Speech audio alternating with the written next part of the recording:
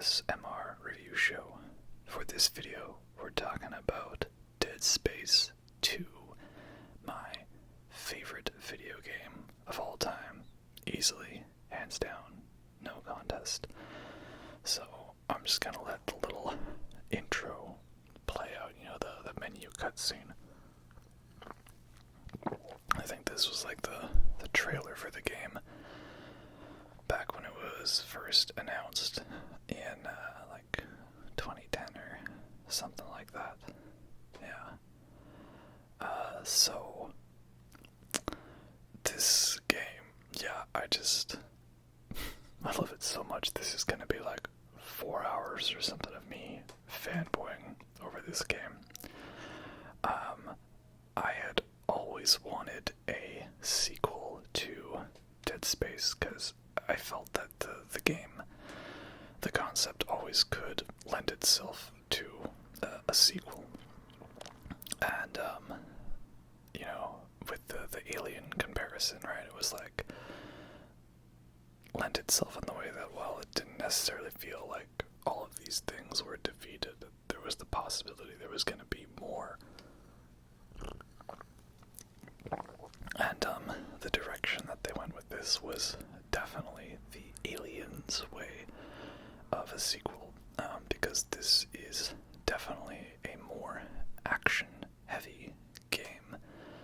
It's definitely got a lot more set-piece moments, more of a thrill ride type of stuff rather than that claustrophobic sort of, small scale that Alien and Dead Space 1 had. And not everyone liked the marketing for the game. They had that cringy "Your Mom Hates Dead Space 2" trailer stuff, which I didn't really watch much of, but I really loved the launch trailer where it had the Bullet with Butterfly Wings by Smashing Pumpkins. Right? That was pretty good. Because that one, I think that one really hammered home like how it was going to be an action style of game, not really more of a horror game. They dialed it down.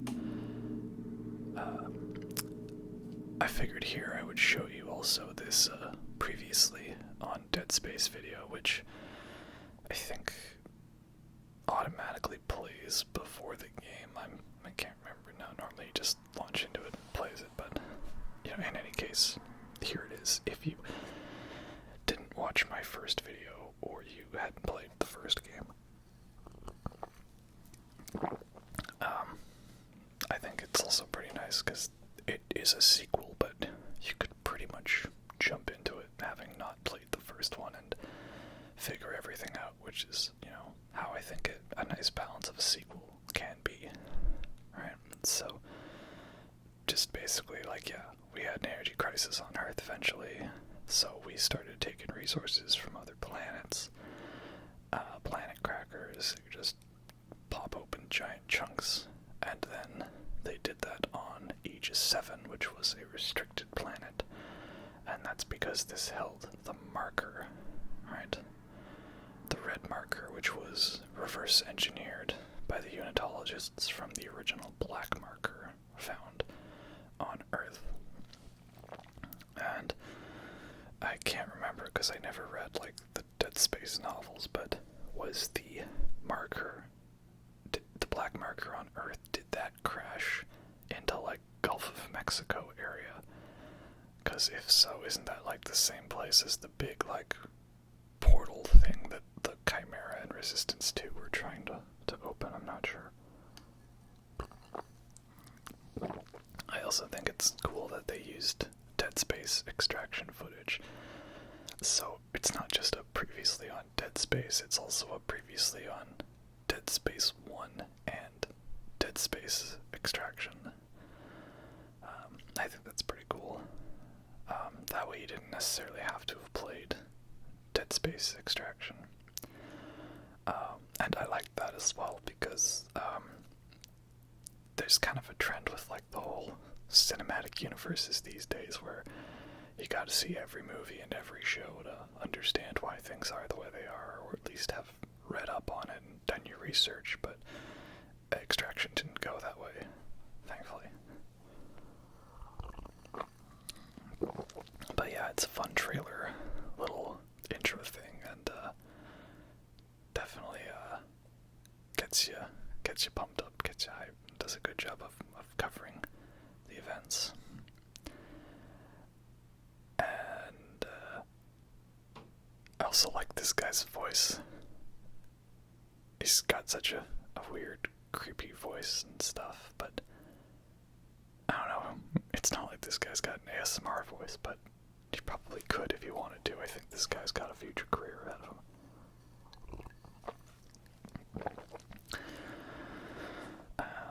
But yeah, that's basically, shit went down, and Isaac escaped, and now, much like, the usual standard horror movie sequel protagonist, they're in the loony bin, the psychiatric ward, and no one believes their story, and, stuff goes down, and now they've used their experience from the first one to become a more hardened badass, right? Visual jump scare coming up, by the way. As always, there's not any game audio in this video, but there might be visual jump scares. So, for difficulty, again, I want to have a balance where, it's not too difficult for me, but I still have a bit of a challenge. So I'm going to go on Zealot difficulty, which in this game, it's the equivalent of impossible difficulty on Dead Space 1. And I have a couple of unlocked suits that you get from beating the game on hardcore and on Zealot and stuff like that. So once we get to the first store, I'm going to use one of those suits for better armor and inventory, but I'm still on Zealot difficulty, so I think that's a nice balance. This game has a hardcore difficulty, which is quite the challenge. It's when you die, you go back to your last save point, and you can only save 3 times over the course of the entire game.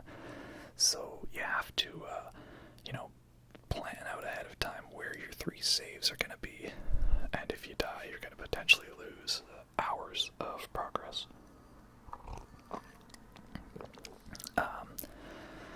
Obviously, as you can see, there's 2 big differences. One, that Nicole has a different actress. I don't know the reasons why that the original actress for Nicole didn't reprise her role here when she did in Dead Space Extraction. Reasons, I guess, but oh well, that's just how it is sometimes.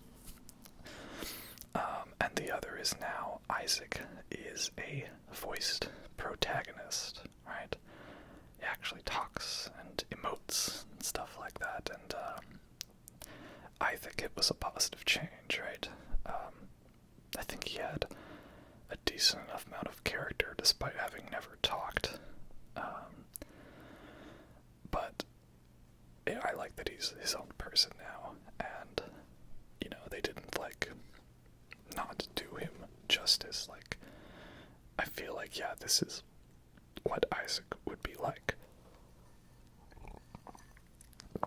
Though it would have been interesting to see, I don't know if we could redo Dead Space 1, but have Isaac a voiced protagonist, but you'd have to change a few things. I already talked about that in my other video, right? And again, this is a point I'm gonna start making now, and I'll make it highlighted in the Dead Space 3 video, but it's the stylization of these cutscenes. There's more cutscenes here now than there are in Dead Space 1, but they still almost all pretty much adhere to this third-person camera view, with a little bit of change here and there. So it's starting to get a little more stylized. And yeah, we've just got this scene of Isaac is doing a psychiatric report, and he's still having crazy marker hallucinations and dementia because the whole experience really affected him a lot. was this guy, what is his name, like Franco or something, and he was the protagonist in Dead Space Ignition. The whole point of that game is you're working towards to find Isaac and free him. And, shit's about to go down, right? This is quite an interesting intro. There's just no safe breather. It's just a jump scare coming up. Always felt that was like a chest burster thing, right? And we just see this guy get infected and turned into a necromorph, and it's just like loud, crazy, and in your face, and oh god, that's disgusting. So yeah, now it's just right away. There's enemies and run, right? There was that bit in Dead Space 1 where you just had to run, but at least you gotta walk around a little bit first, right? There's supposed to be that bit of a breather moment, but not in Dead Space 2. It's just right off the bat, run for your life. And this part, I guess, kind of messes with new players who don't know about, the spam X to shake them off thing, right? But if you played Dead Space 1, I knew that was a thing. And yeah, I'm also noticing that the footage is very dark right now, and that's because at this point, I think the Dead Space 1 video was quite dark. And it wasn't really, I think, until halfway through this game I kind of got the hang of setting the brightness properly, because I was like, adjusting the brightness to my TV, but not really to like what the brightness was looking up in the capture feed, right? Because it's going to display differently based on your capture settings and your TV settings. So I think I got the hang of it partway through, so if you will, just bear with me that the first bit's gonna be a little dark. I do apologize. I'm new to this whole thing.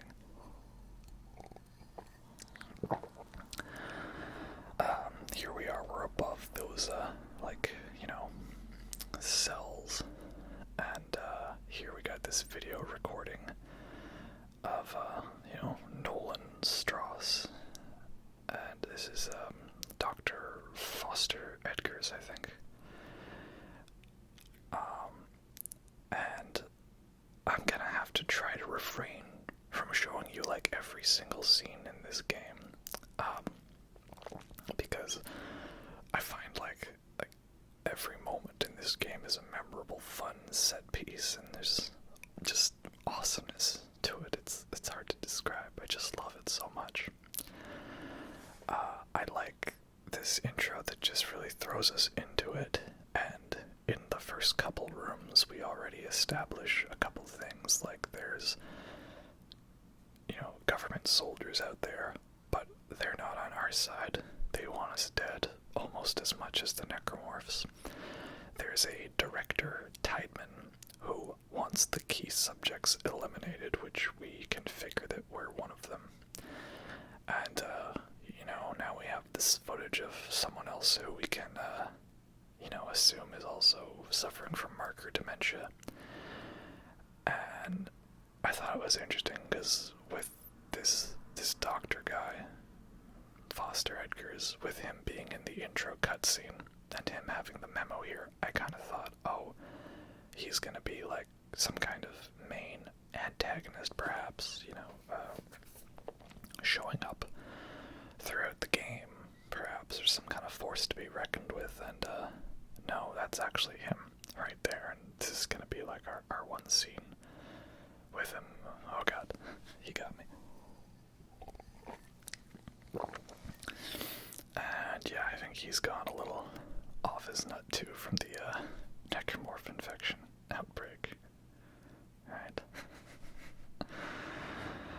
By the way, I'm just drinking like tea right now. I think this is like a Madagascar vanilla or something, because tea's good for you. I don't want to save up all my weird craft beers to figure out what are good beers to drink with King Gizzard records. see it was like a fake stab, that he cut the restraints on your straitjacket. I don't know how anyone could miss that detail. It's pretty clear, and like this, just your rig is red. It's red. There's a health pack and a flashlight in that wall locker. This is the thing people like to say, your rig is red. It's red. And again, that's why the rig's on your back, so other people can see how you're doing, right? Wouldn't that be a nice world if, we could all just see if someone actually wasn't doing not well, we could help them out, and, oh, this is gonna be graphic, by the way. Oh god. Yeah, I think he's dead. I think he's dead. I do believe he lost his head. Very nice. Also, you can see the stomp animation is a lot more smooth in this version, because you can do multiple stomps without having to retract your leg first. So that's nice. The melee's improved. Once again, sorry. Squeaky chair. I could get a new one, but I don't know. I like this chair. It's comfy. It's just loud. And yeah, just kind of cool that everyone's calling up Isaac and telling him stuff, but he can actually talk back to them and discuss things. And that's nice. And I like that the locator has now multiple modes where you can search for different items like save stations or benches. And I like this, that we're going into the vents, which of course is a big no-no. In the first vent you go into, you see a necromorph there. He gets dragged away or something. I don't know what that's all about, but I like that because it gets you in your mindset that somehow you might encounter a necromorph in a vent at some point. You never actually do for the entire game. But again, it's all about the mental game, that you may encounter a necromorph in the vent somehow. And they made a couple upgrades in that you can actually use kinesis as a weapon.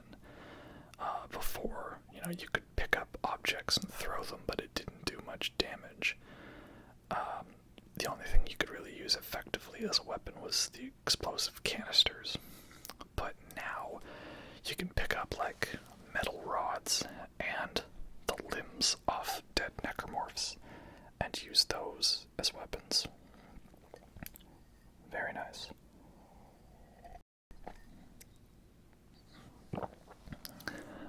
So then in this next room, main thing is you need to find a bunch of the rods around the room and use those to kill the necromorphs. And then, also pull the limbs off them. Right? So it's definitely real cool. It's a nice way to make it so you always potentially could have some kind of ammo effective way out of a bad situation. And it's also not easy in that, they started you off with no health and gave you one health kit, and then they just give you only one or two. So again, even though I'm, experienced in this game and I'll be using an upgraded suit, it's not like my inventory, I had a bunch of fancy extra guns. I'm just trying to get the goodie here, right? Always gotta get the goodies. That's the other thing they changed, is that, it used to be that if you killed a guy, sometimes he'd just automatically drop some goodies. But here, it's, you just can stomp every corpse, and then that gets you a goodie, so that's nice. It's also that if, you do any damage to the corpse afterwards, that it gives you the goodie. So, if you just shot it one more time, not necessarily stomped it, that would count as well. I'm pointing out that little diagram as you can see, that's the Visceral Games logo with the V inside the dude's skull. This Necromorph here, I'm pretty sure he's invincible unless you shoot him with the plasma cutter, so it's basically necessitating that you need to get that here. So this dude's like having some surgery right now, right? And I want to show you there's actually a way you can't kill him. This is going to be pretty, grotesque right now. You can't kill him, but you can use like the microscope here and actually you can get I'm sorry, you can get rid of all of his limbs while he's still alive, and he'll still be like talking somehow. And I did it one time. It's quite hilarious to watch this stump with no limbs somehow fighting off this Necromorph still. So anyway, sorry that I'm totally messing with the horror mood right now, but that's how it is. So I also want to see if I can, use some kinesis. There we go. I do believe he lost his head. And hey, look at that, I actually did it. Worked out quite well, didn't it now? Give me your arm. I'm just trying to preserve ammo, essentially, So then there's another one here. And, there we go. Quite nice. Do you have another limb for me? No. But you do have goodies. And there, look at that. Killed him in one hit. On zealot difficulty, you have to be careful. Because, you only get like 3 plasma cutter shots in an upgrade, and your average Necromorph, it's gonna take you a bit more than 3 shots if you're not doing well. So yeah, I'm pretty sure this guy's just like a ball of death that you can't get through unless you just shoot him with your plasma cutter, so fine, we'll go ahead and use a shot. This isn't Resident Evil, where you get like 27 bullets for the entire game, and you have to save all of them for the boss fight.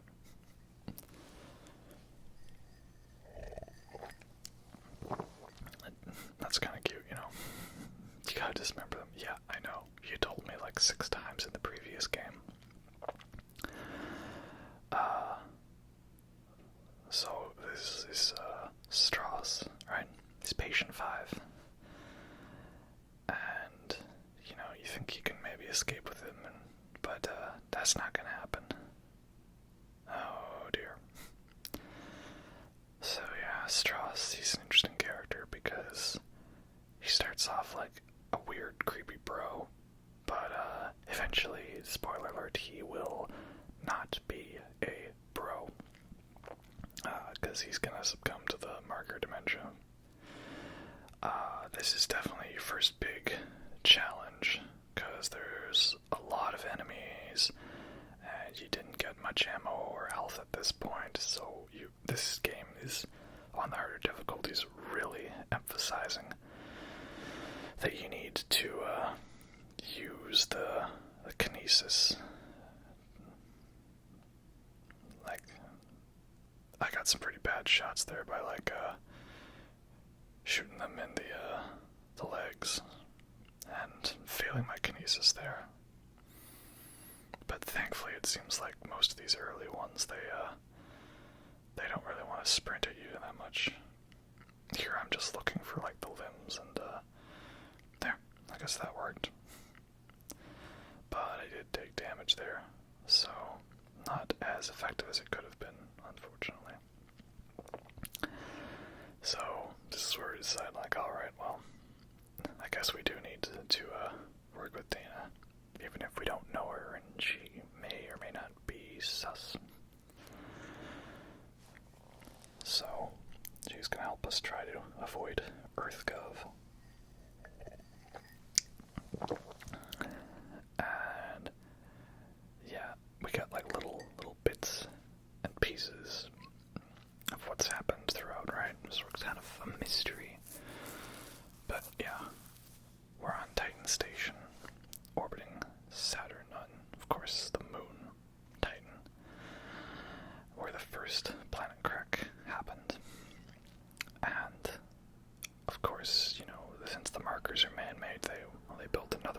but it seems like the markers are somehow built from the codes in people's brain, so that's why Isaac was like a pure subject, because he hadn't fully been consumed or something, I don't know.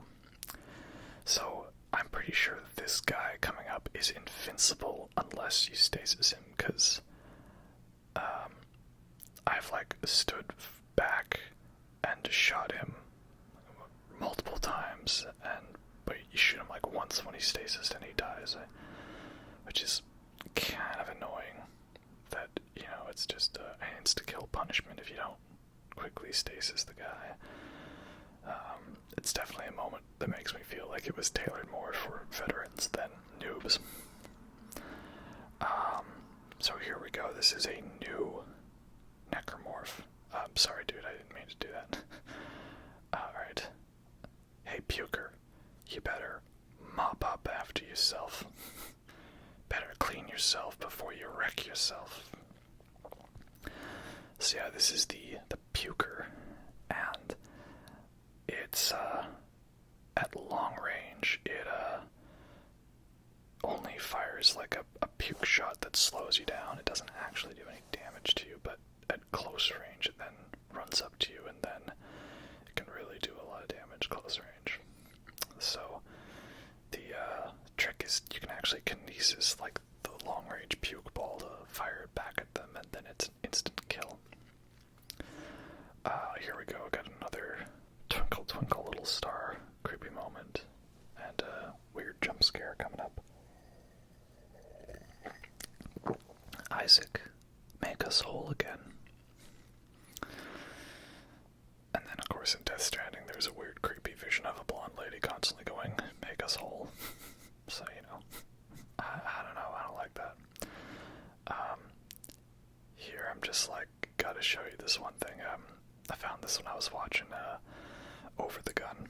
It was like, I think the OG Let's Player that got me into watching Let's Plays. He's great, he's wonderful. Just always so random, and I love how many background details he notices, and of course he starts playing around with these creatures, the little stuffed animals, and you can't hear it, but the little mouse, it makes like little squeaky toy noises when you move it around and stuff like that. That's a conduit room, and those are accessed by if you beat Dead Space Ignition. It's extra rooms with little extra goodies, and it also gets you this hacker outfit. Nice little cool suit. Here we got another new gameplay feature, and that's these decompression rooms, where you gotta shoot that thing to seal up the room. Otherwise you get sucked into space. And it's a cool gameplay mechanic. I enjoy it. Also, watch out, fake death, right? You can never forget the fake death scares, right? But this time I'm gonna take your arm and shoot you with your arm. How do you like that? Yeah, the decompression stuff is cool, but $195, not bad. But also, I don't really get why you would, make it a little specific thing has to be shot to save the people inside. Wouldn't you just want it to automatically close? I don't know, it's a cool moment. So, this is the part where, of course, you have to get a suit, because there's a vacuum in the next room. And so, as you can see, I've got a couple suits, and they're unlocked from, like, beating the game on different difficulties. If you played on PC, it gave you all the DLCs for free, like all of the extra guns and stuff like that. And that's kind of cool, but also kind of annoying, because then, like, I've seen it where if you play on PC, you get given a whole bunch of guns right away and stuff. So it kind of breaks the game in that way, so that's a little annoying, but I think it was due to people data mining it or something like that. Again, I'm on PS3, so that doesn't matter to me.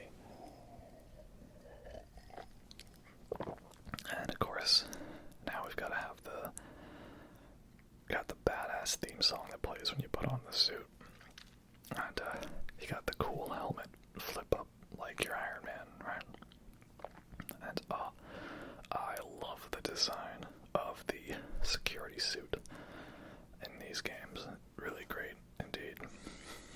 So I'm going to be using the, what did I get on? The soldier suit or whatever, the one that gives you a bonus to the secret rifle, because the secret rifle is pretty cool. This is the foam finger gun. You get it for beating the game on hardcore, so here's the proof that I've done that already. And when you fire it, it's literally Isaac saying bang and pew. And it kills necromorphs in one hit, kills everything in one hit. It's just a fun reward for having beat the hardest difficulty. But I'm not going to be using it, of course. I don't want to cheese the game that much. But yeah, just, that's the foam finger gun. It's such a cool thing. And, look at that. It's, big open room, right? And, we're still in chapter 1, and already we've got pretty much a boss. That's a bit more of a stylized cutscene. What I mean, is the camera zooms out and zooms in on the monster you're fighting, taking control away from the player. Yeah, pretty crazy, right? So yeah, this is, I think they're called tripods, the 3 limbs. And these guys, on my first playthrough, were like the bane of my existence. I did horrible in this first fight. I see I'm not even doing that great in this fight. It's like, stop jumping into pillars, god damn it. And just every fight really with them in my first playthrough, I did like horrible. I died so many times. I had to watch that death animation of Isaac getting deep-throated so much. What did I just say? Yeah, if you've played the game, you know what I mean. So yeah, these guys are not easy, and as you can see, using stasis to get shots in on the limbs is like pretty much essential. Of course, when your stasis misses, that's pretty not good. And you'd think getting one limb down would make him easier, but actually he can still pretty much outrun you. Yeah, and he can leap forward a lot. So yeah, they're not to be trifled with lightly. Look at that reach, though. And your stasis doesn't last long, because this is the first fight, and you haven't had a chance to upgrade anything yet. Again, not so bad on an easier difficulty, but definitely will wreck you if you don't know your stuff and you're not prepared. Also, you've only got one stasis recharge station. And the stasis works differently in that it does recharge by itself, but you get less shots with it. You only get 2 shots to start, upgraded to a maximum of 4. But I also like that they made it so there's a quick button for the stasis packs now. And it's funny, the first time I did this fight, I'm like, I don't think it's really dead, but it drops the goodies, so you're like, okay, and no. If you don't shoot the little mouth tentacle thing, it actually does do one last little jump at you, and that can hurt you, so don't fall for the fake death. So, Isaac's been here 3 years, and been experimented on because of the marker codes in his brain, and they built like a giant super marker. And yeah, eventually his dementia is probably going to kill him, now that he's like fully awake and hasn't been like kept comatose. So yeah, I only got 2 health, a semiconductor, and 1 thing of ammo. Not the greatest performance, I will say. And that entirely was just chapter 1, so that's happened. And there you go, a little reminder. Cut off their limbs. And this is where we're gonna start seeing more and more varied environments, right? Like, we're in a kind of just a store right now, like an actual like mall department store. And one thing I tried to do, I couldn't get it to work, unfortunately, because he ran that way, but I always find it really funny when there's like this conveyor belt next to me, right? And if you have it kind of timed out right, you can get the necromorph to like be running up the conveyor belt the wrong way.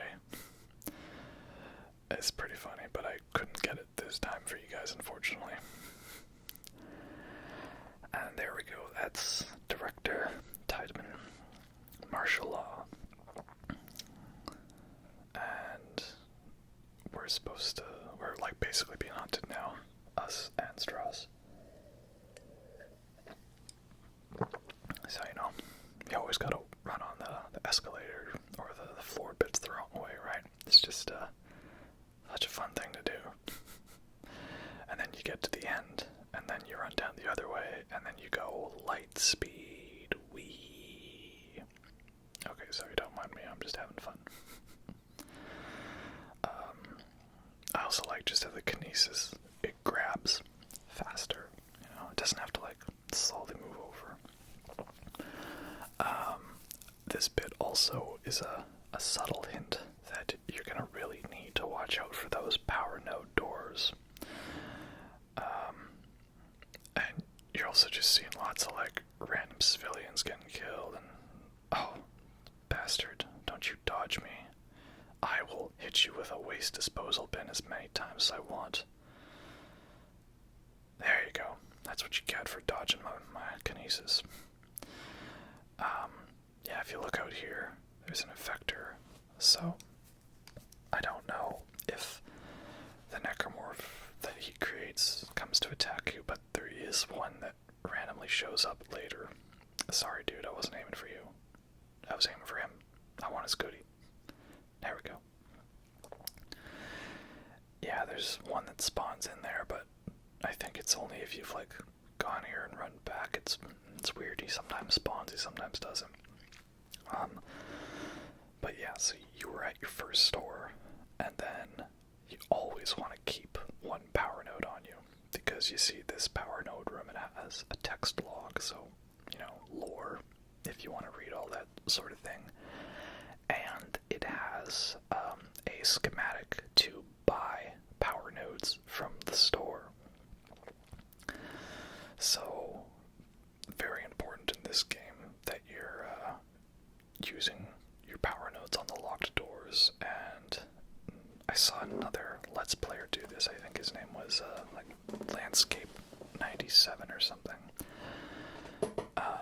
And he puts like the stasis into the, puts the power nodes, all his power nodes into the stasis first, and that's now what I do, because it is very important on the higher difficulties. This is a fun moment. This guy here, he actually was a contest winner. I don't know what the contest was, but basically if you won the contest, you gotta be put into the game as a character model and get killed by a necromorph, and that's what that guy won, so good job, dude. You made it into Dead Space 2. Very great. Subtle detail. I like how Stross was standing way too close to the camera, and here we have a leaper. And that was a leaper. Thanks for coming. Again, just kind of no cutscene, just a nice little moment. Get you all intense. This room is definitely well, first of all, is that like a person? A person's trapped in a laundry machine, like, what? That was odd. Okay. Oh. Power failure. I like, you know, that your helmet lights actually create a light, but, yeah, this room is definitely a tricky one for early in the game. One of your first big challenges, because small room with no camping spots and vent entrances pretty much all around. And you get attacked by a lot of necromorphs here. And there's a leaper in close proximity also. Like that. That's pretty bad. Oh dear, this is not going well. I need some space. I need some ligaments. See what I mean? Definitely want to use that stasis, even if they can dodge your kinesis shots. So yeah, that was not a very good performance here, unfortunately. It's a subtle thing, but I like that they got rid of the whole, quarantine thing, and instead they have just it that sometimes the power goes off, and there's a power failure that just happens to restore itself when the enemies are killed, and, I guess in a way it makes a little more sense. I mean, the whole quarantine thing was, like, kind of nice, but also was, like, totally a dick move. There's a person dying out there. Do you want me to play you a song? I can play Wonderwall. Oh, she'd rather be dead than play Wonderwall. Okay, this bit, I'm going to kill this necromorph with the power of rock and roll. And also luggage. That's what you get for leaving your luggage all out and expecting me to take it for you. That's what you get for not tipping your servers 20%. That's what you get for expecting me to do all your work for you. There we go. Killed him with the power of luggage and rock and roll. Of course, wouldn't be a Dead Space game without a fake body jump scare. But I like with these ones that they got a little more clever with it. Like, there are the dead body jump scares, but most of them are, like, hidden in the darkness, so you don't actually see them, and it's pretty clever in that way. It's not just so, like, oh, you're right in the middle of the floor, how very subtle. And of course it's the exploders, right, and brought those guys back, and they're still just as terrifying. That scared me because he was right next to me, but thankfully I guess he had to go through there. He couldn't attack me on the other side of the glass. That was a little creepy. Yeah, it's also like they introduced a lot of necromorphs earlier in the game. Like, these guys are here on Chapter 2, and in Dead Space 1, you didn't find them until, like, Chapter 6. And yeah, another weird, creepy hallucination here, and oh boy. So yeah, now we're at, like, a train station. We were at a hospital earlier where there was a mall, an apartment, so a lot more of a variety in environments. I really like that. It doesn't feel so samey. And it's also different that there's not really any backtracking to this moment. You see, I didn't kill that guy in time, but you can shoot through the window there, instead of having to wait for those doors to open. There was also another guy that came up and attacked me. I don't know why. That was odd. But yeah, gotta hack this train to get it going. And yeah, there's not really any backtracking in this game. There's a bit in Chapter 4 where, if you want to, you can backtrack by unlocking doors to get back to the store or the bench.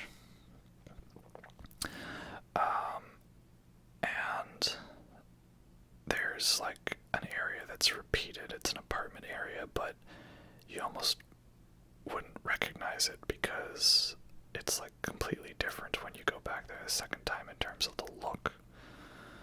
So that's good.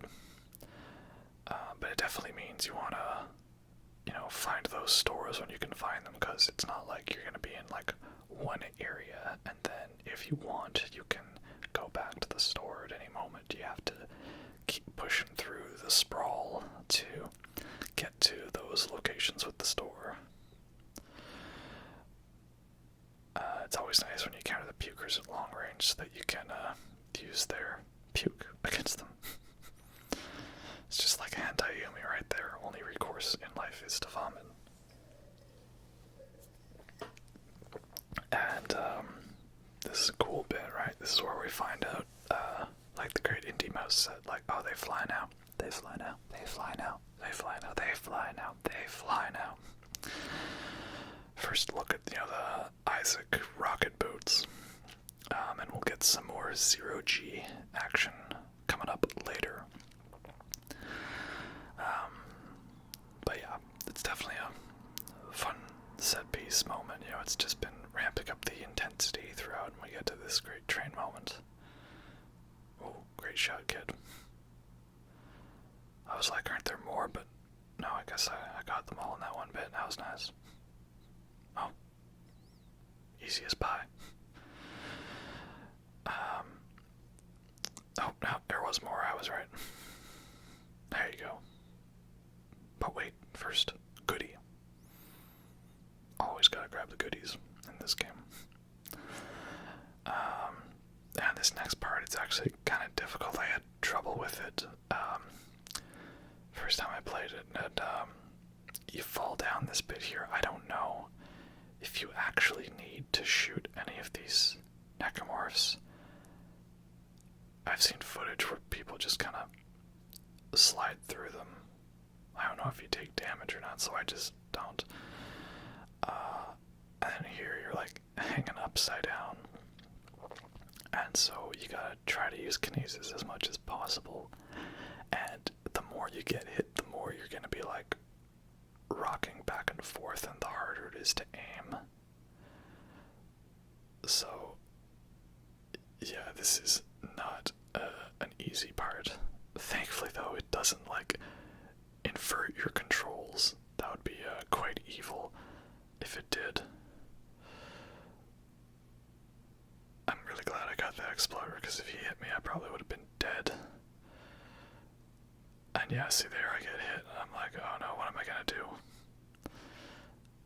I don't know how I got my way out of that. That was like a lot of blind fire. But hey, I ain't gonna question it, somehow it worked. And then, yeah, there's a brute, already a brute encounter of sorts. But if you don't shoot him fast and kill him there instantly, he insta-kills you. And this is the part where everyone thought it was a Transformer arm in the trailer.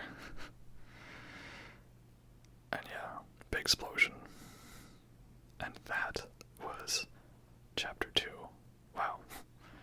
Quite a lot to have gone through already in like the first couple chapters.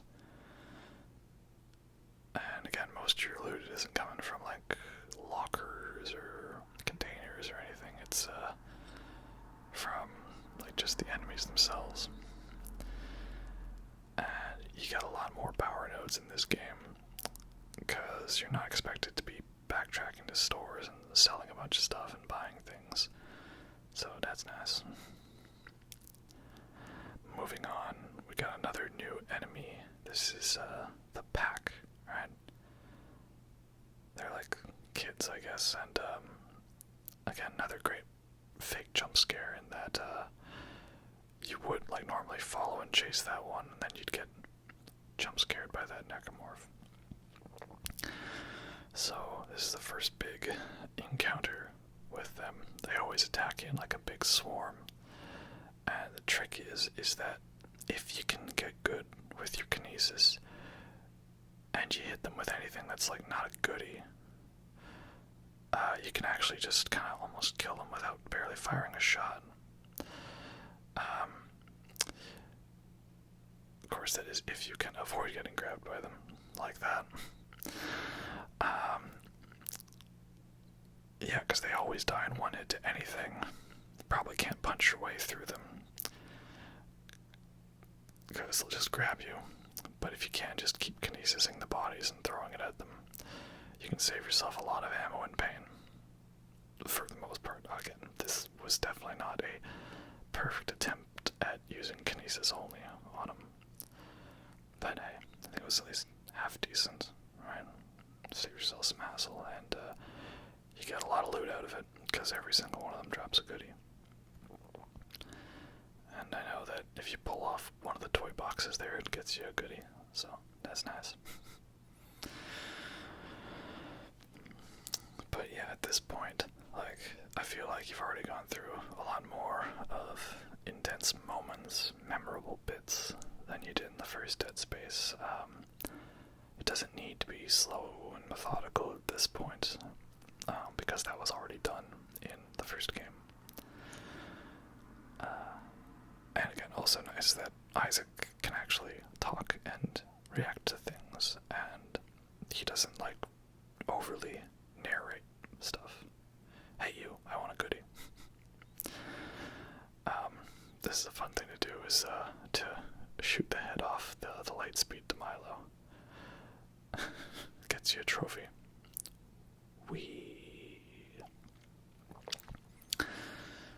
Yeah. If you want Stross's story, you just gotta watch the Dead Space Aftermath, I think it is. That's his story.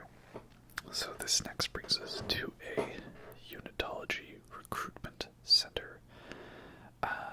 And, you know, we're getting into more different types of environments. It's like a kind of now, you know, religious, cult-themed stuff, complete with its own decompression window.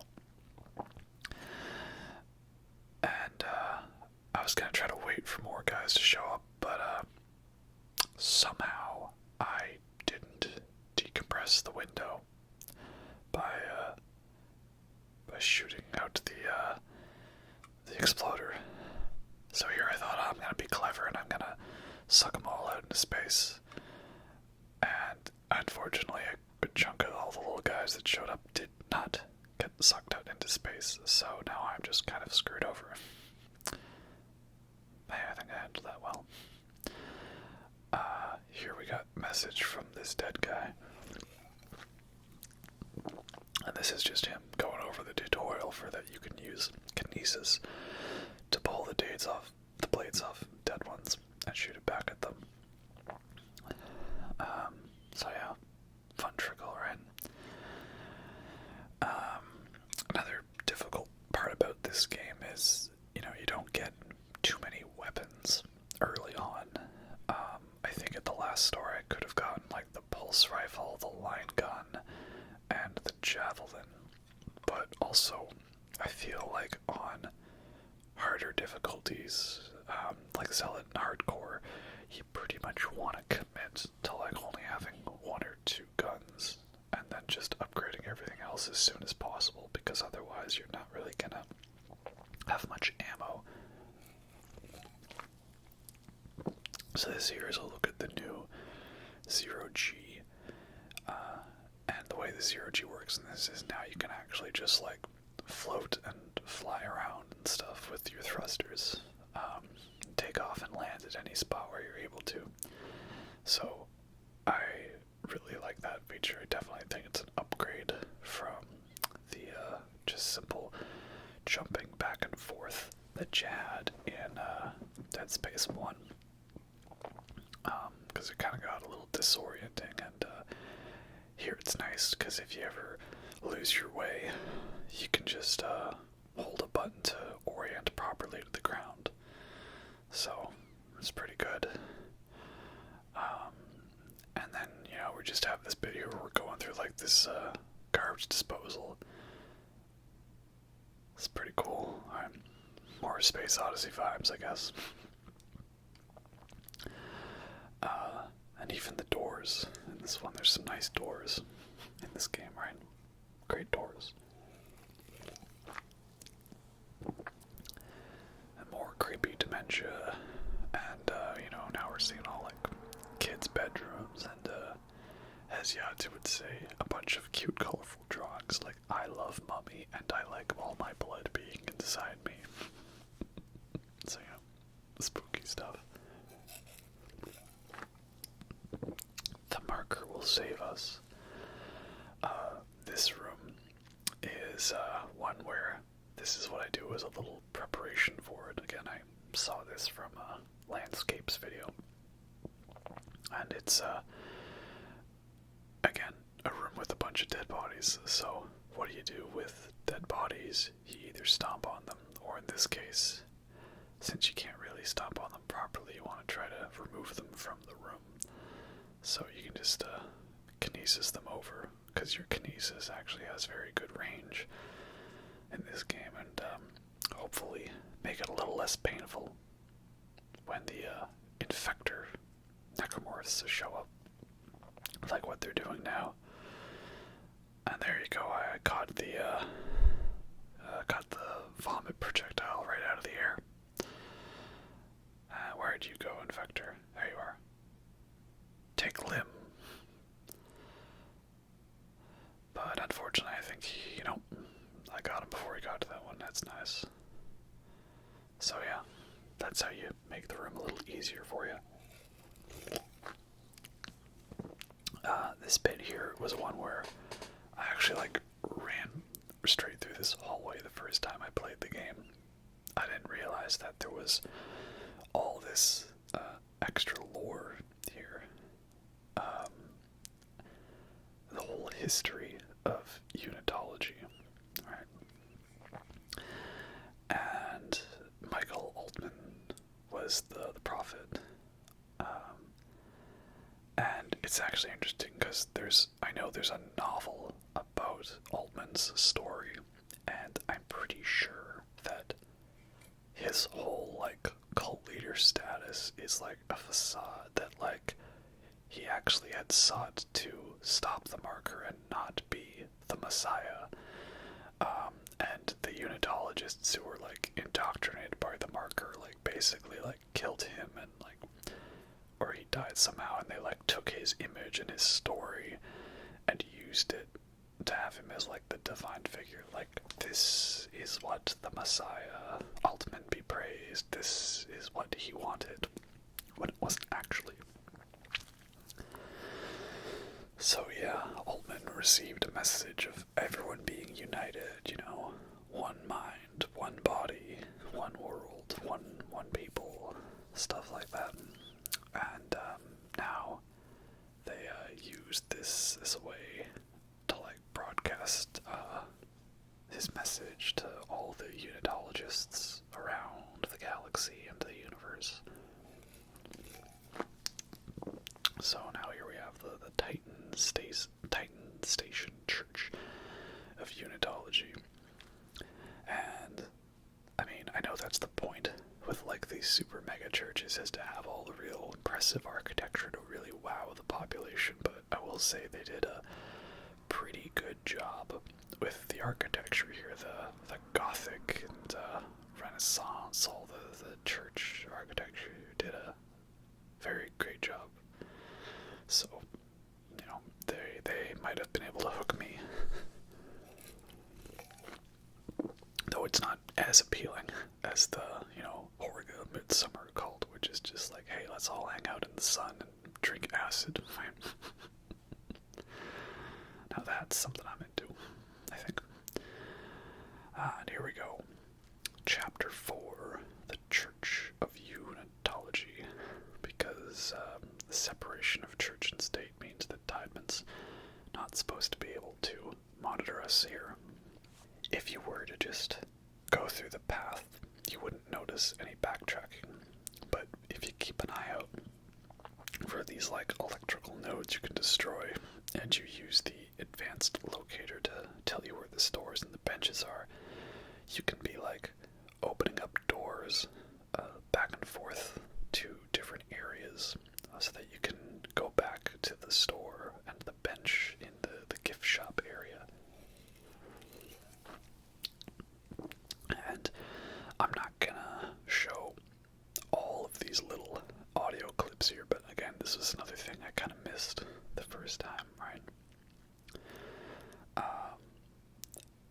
These little electronic tour guide things, right? Oh, let's take us around the Church of Unitology, everyone, right? And, respect the sanctity of the reading room and the meditations and the teachings of the church.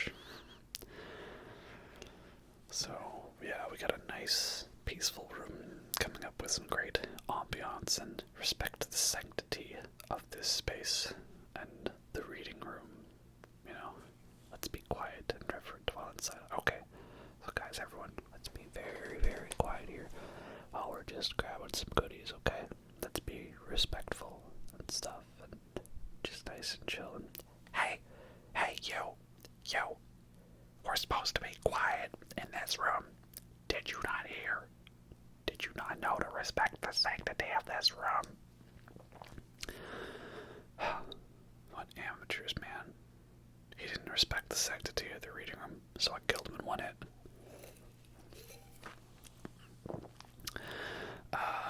Yeah. Another room where there's lots of bodies around for infectors, so you're definitely rewarded for going guns blazing into some of these rooms. Otherwise, you're gonna have a bad time, right? Again, nice to get those guys when they're mid-transformation so they die faster.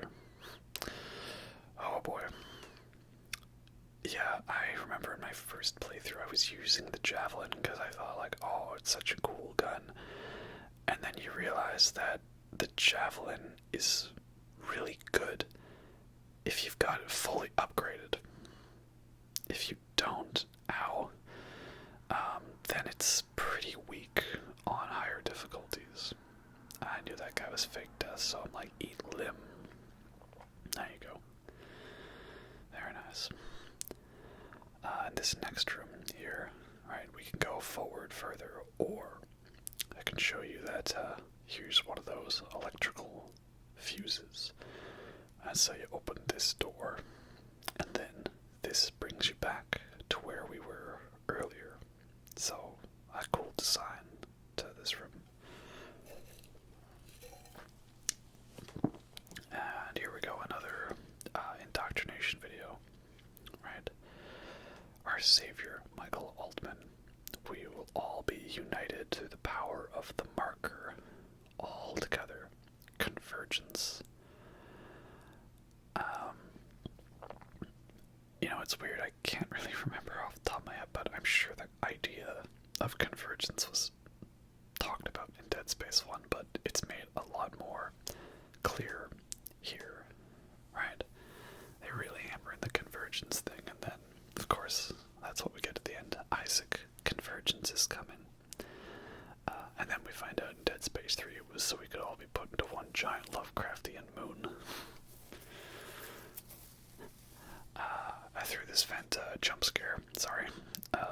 But, you know, Nicole's trying to stab us in the eye with a needle. You know, some Captain Benjamin Matthias flashbacks there, and it's a spooky thing. And no, we were trying to stab ourselves, I think. Maybe. Ooh, that's creepy. Oh, what's that? What lovely fellow is that in the distance? I don't know. It looks real suspicious. It looks like a clever girl, if you know what I mean. Coming up, we're gonna get to, I guess, it's not a boss fight, but kind of a boss encounter of sorts. You know, you get a trophy for it. And these are the Stalkers, which they're pretty much like if a necromorph and a velociraptor were combined together. It's really odd. I remember, like, getting really wrecked by these guys the first couple encounters in my first playthrough. Jump scare, by the way. Sorry. And now I actually find they're not that hard to deal with, because they kind of run around and disorient you, and it's really creepy how they like peek out from behind cover, and you know, then they'll hide if you go to try to shoot them ahead of time. But also I don't find them too bad because usually, you know, they'll announce that they're running at you, and they'll all just come at you from like one angle. So really all you need to do is like stand back and then shoot them, and there you go. And also you can sometimes get a shot on them when they poke their head out if you're fast enough. I think they could have been even more deadly and scary if you were placed into environments where they could come at you from multiple different angles. For the most part, though, they're coming at you from one way. I guess if you don't have your guns upgraded, it can be tough to put them down before they charge you. So there's a couple encounters, though, in certain moments where, mainly in Dead Space 3, where they're a lot more deadly. There's this great bit in Dead Space 3 where, like, it all fogs up in the snow so you can't see them from a distance. That really, really messed with me the first time.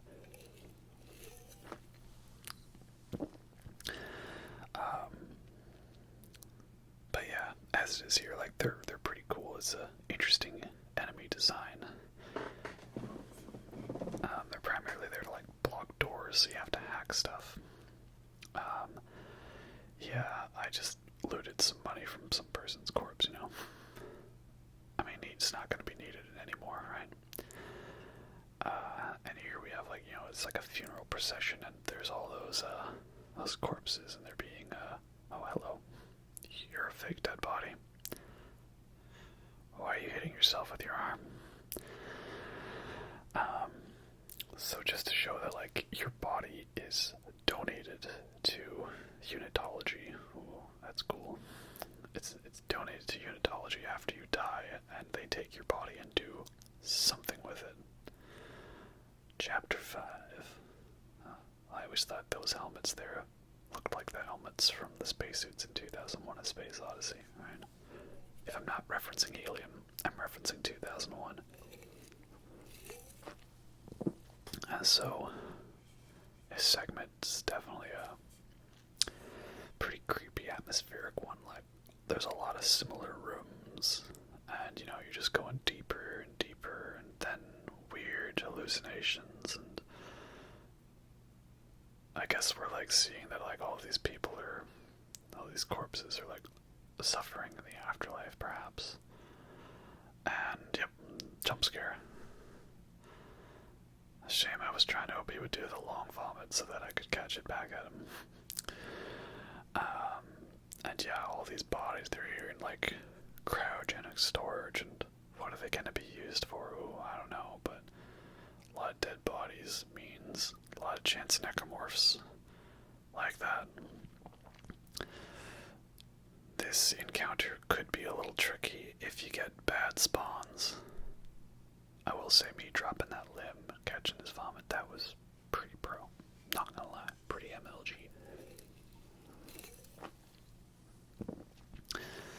Oh yeah, that was good.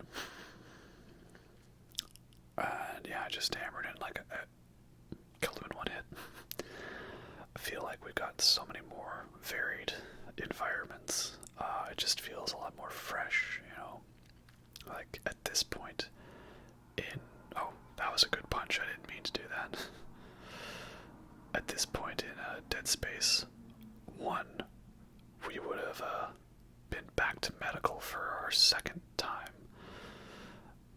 And, you know, there would have been a lot of familiarity with the locations, and, like, there's not too much difference between the bridge and the engineering and all that stuff. So here, we've still kept pushing forward. So that's another reason I prefer this game to Dead Space 1. More of a environment variety.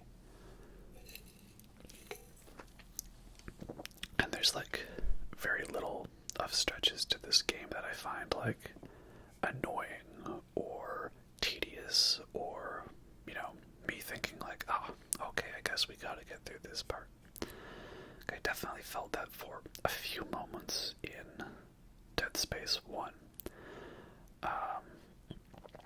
But Dead Space 2, there's really only a couple little bits where I'm just like, alright, this part, like, I think maybe Chapter 6, I feel is the most tedious up until you get to the school fight.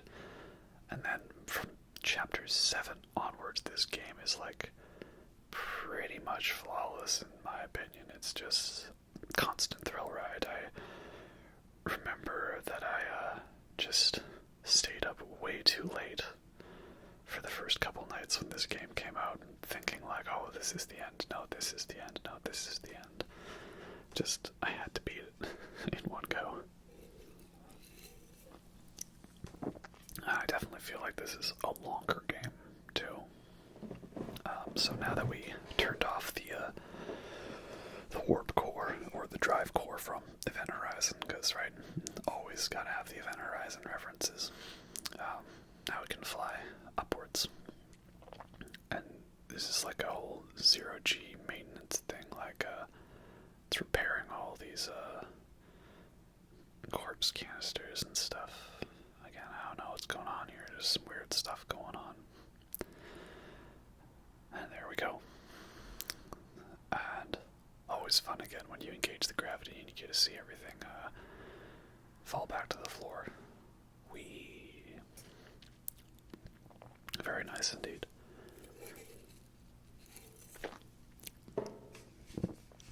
I've got this beer from Strathcona Beer, big sucksy funk India Pale Ale IPA. You know, because that's how it is. If you're a white male Canadian, you like IPAs. That's how it is. And I don't know who needs to hear this, but you don't have to pretend to like IPAs. Here, this is another, I guess, kind of a boss encounter. This was one that is unfortunate that it was spoiled all over the trailers that this was going to happen, but there's nothing up there. But then, all of a sudden, there's going to be a jump scare. Bam. So, this is another tripod, but this one is a female tripod. And it's got boobs, as you can see. And I don't know if you can tell, but the glowy yellow bit that I've got to shoot is actually like an infant of sorts. It's really messed up imagery. I thought for sure that I had died there, because I know that spot where it drags you is the last bit where it could kill you. And you see here that right there is one of the few stylized cutscenes where like the camera like leaps away from our back to go in close to show you that an enemy's showing up. I thought it was odd though that this pack had an entrance when we've already encountered them at multiple points here, so I don't know. But oh well, it's a small moment. I was trying to do this without retreating to the cheese camping spot, but I got a little swarmed there, so I said, alright, well, let's just go back to the camping spot, you know, which is the hallway, of course, so they can only come at you from one direction. Yeah, the other thing you may have noticed is, so, the aiming in Dead Space 1, it was like with the lasers, right? And they changed this in Dead Space 2, where the default was like you had the dots from your gun just on like the end, the center of the screen, which I didn't like that, because I liked the distinct like thing that everything had a laser sight to it, and it was emphasizing the Resident Evil 4 connection. You know, you use the laser sight of your gun. And so you can still change it back to what's considered classic aiming in this game and in Dead Space 3, thankfully. And so I always play on classic mode. This just makes more sense to me. That's like how it's supposed to be. And it got worse in Dead Space 3 when like all guns had like the fancy like generic looking reticules and not the laser sights. But I've noticed that when you do the laser sights, that like the on the rail segments you're aiming is just all over the place, and I have some trouble with them, and I get very panicky. I'm gonna have some fun with this guy coming up, you know.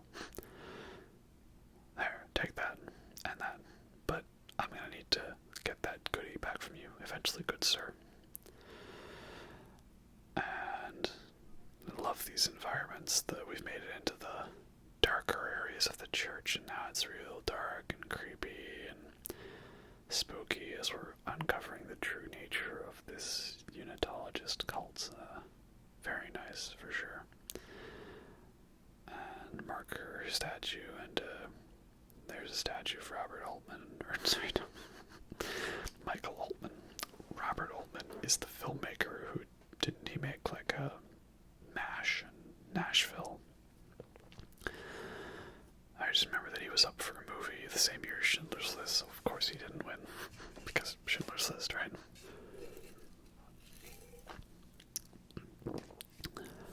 Yeah, fun stuff. This bit up here is going to be a jump scare, of course, always jump scares, right? But again, nothing audio, just visual. And that is that there's a very lengthy elevator right here. And this is the elevator where you get jumped. So again, they never jumped in an elevator, a normal elevator in Dead Space 1. A special one that was very obviously a big, nasty elevator. But they do it here. Right there. And, again, very nice, because now it's just set in your mind that it could happen at any point. And, we got a really gorgeous view ahead here, you know, where's the Dark Souls note, you know, gorgeous view ahead. It's funny because I guess it makes sense, but you never really get, like, a proper, like, cutscene setup showing you, like, the station and how it is and all the environments, because there's no loading screens in this game. You had a loading screen every time between chapters in Dead Space 1, and it was showing you, like, this is the ship, and here's where you are, and here's where you're going, and here's where everything is, and you saw the ship from the opening cutscene. You don't really get that in this game, and you don't have a map either, and I like that because it's kind of disorienting, you know, for someone who played Dead Space 1 a lot. I'm very used to, like, knowing where everything is and, you know, being able to use a map to figure out where I'll be going and what I'm going to encounter, and they took that all away from you in this one. Oh, and if you want to see a weird facial animation, look to the left side of the screen. Coming up, as many people have pointed out, that's a weird face. So yeah, Dana is a traitor. She's a unitologist, and they're gonna try to take us to, you know, spread markers, but EarthGov has other plans, and if you didn't notice there, like, Dana died right there. It's actually funny, I kind of almost missed that detail the first time. I'm like, oh yeah, I guess she died, that's right. Again, they've done a good job of keeping everything relatively within the third-person camera setup for the most part, which I like. Again, you'll see what I mean when we get to Dead Space 3. I also like that this was a part that was all over the trailers, but just that you walked in the room and got shot at by the gunship, so that when you actually played the game, it took you by surprise that there were people there to ambush you. And yeah, now we got this fight, which what originally I thought was a brute, but it's a special kind of enemy called the Tormentor, you know, like Obelisk, Torment.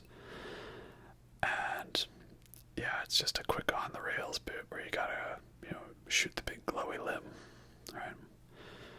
But you don't have much time to shoot it, so you do have to be quick and precise with your shots. And I don't know if you need to stasis it to give you time to open that door, but the guy in the developer video for this did, so I do. And man, what a thrilling scene, right? Like, this is such a far cry from Dead Space 1, right? I don't know if you noticed, by the way, if you looked in the bottom right, you could see the Ishimura, right? You get to see it a couple times before you actually see it. I think that's clever. They didn't cheat with So yeah, you gotta shoot one of those like missiles or fuel tanks, and then bam, big explosion.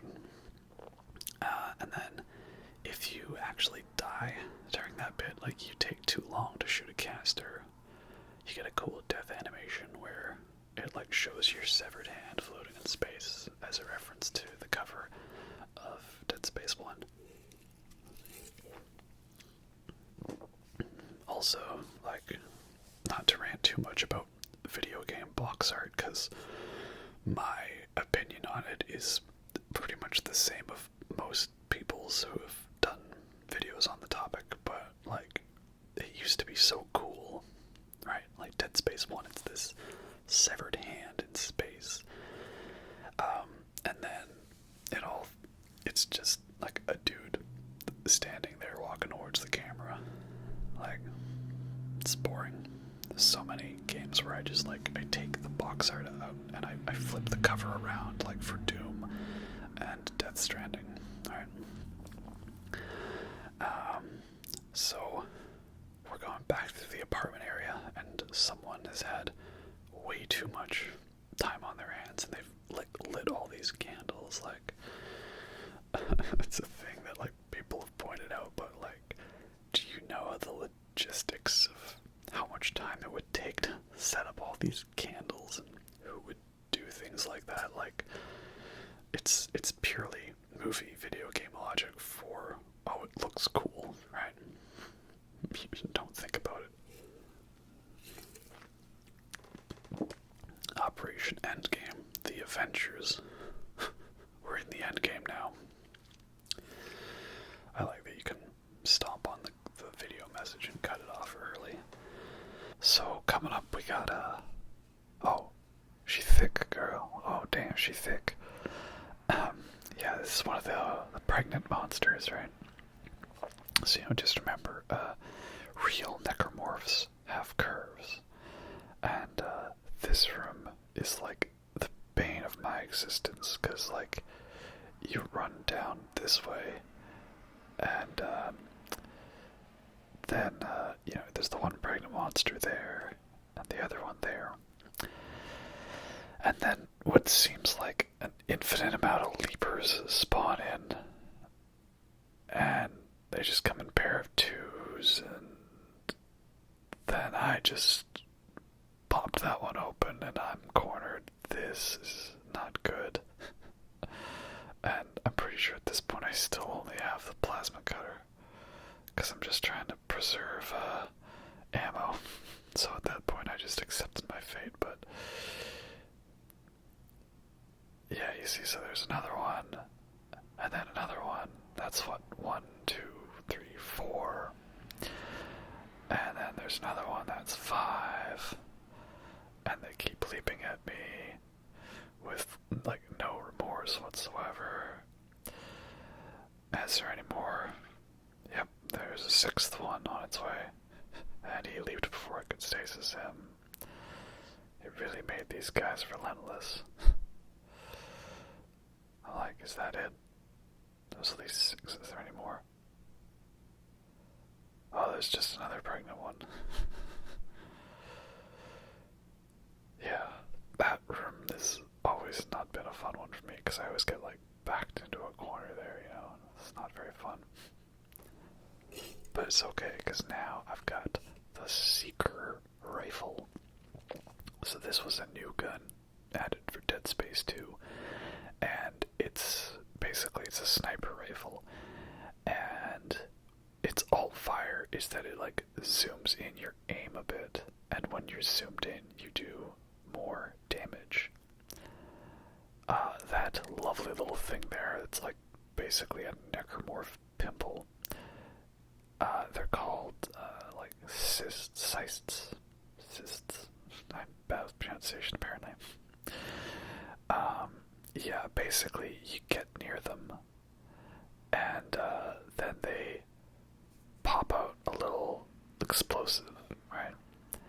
And, it's funny, I talk about this and that being the bane of my existence, but that's how it was. By the way, jump scare coming up. I like this. Yeah, they put another one in the elevator there, right?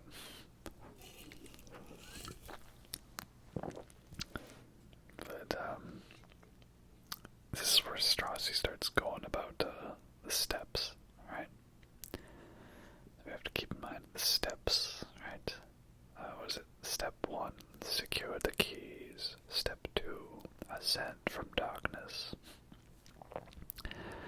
And yeah, when you see a room like that, that's how you know the stalkers are nearby. I'll have plenty more time to talk about the cysts later, but basically, they just always terrified the hell out of me in this because I was like, where is it?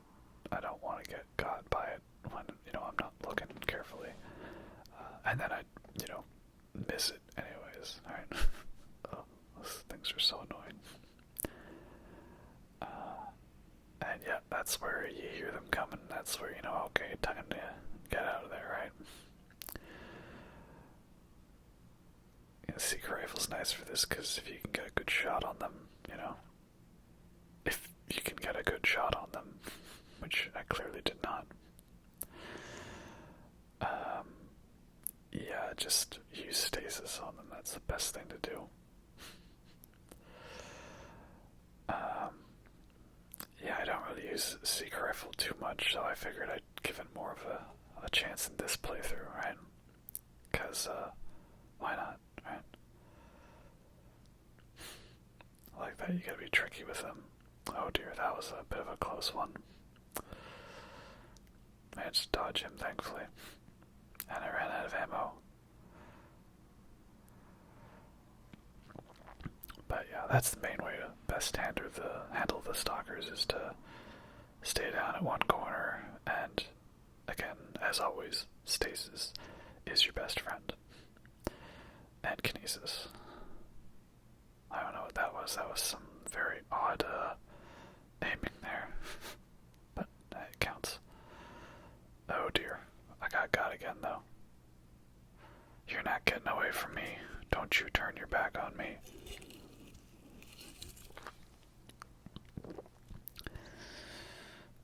More steps. The steps can destroy the marker. Step 1, crawl into the dark machine. Step 2, the screws go tight all around. So that's the thing, maybe there is a way to destroy the marker that doesn't involve us dropping, a good chunk of a planet on top of it, right? Whatever it takes. Whatever it takes. Whatever it takes. Whatever it takes. And here we're coming up to an interesting character. We got someone who's actually surviving and isn't just there to get killed from a distance. Yeah, this is Ellie, who is like a total badass, and we love Ellie. She's great, at least in this game. Not so much Dead Space 3. That's a bit of a different story. Alright, there's not like 6 of you spawning in, so I'm not afraid of you this time. And I remember there being a goodie down here. I was like, there's always goodies. I'm not sure, but meantime we just gotta not get shot. You wanna talk from there. Oh, she's cute. Yeah. I'm not gonna hurt you. I'm just gonna hurt you. Wait, no, that's not how the line goes. Never mind. I'll come talk to you in a sec, Ellie, but first I want to look for goodies. I swear there was a goodie down here before. Maybe it was another part of the level. I don't know. That's fine. And yeah, this was definitely a different vibe, because I'm like, oh, there's like an actual survivor, and we're talking with her. Like, this isn't just someone who's there to get killed off right away.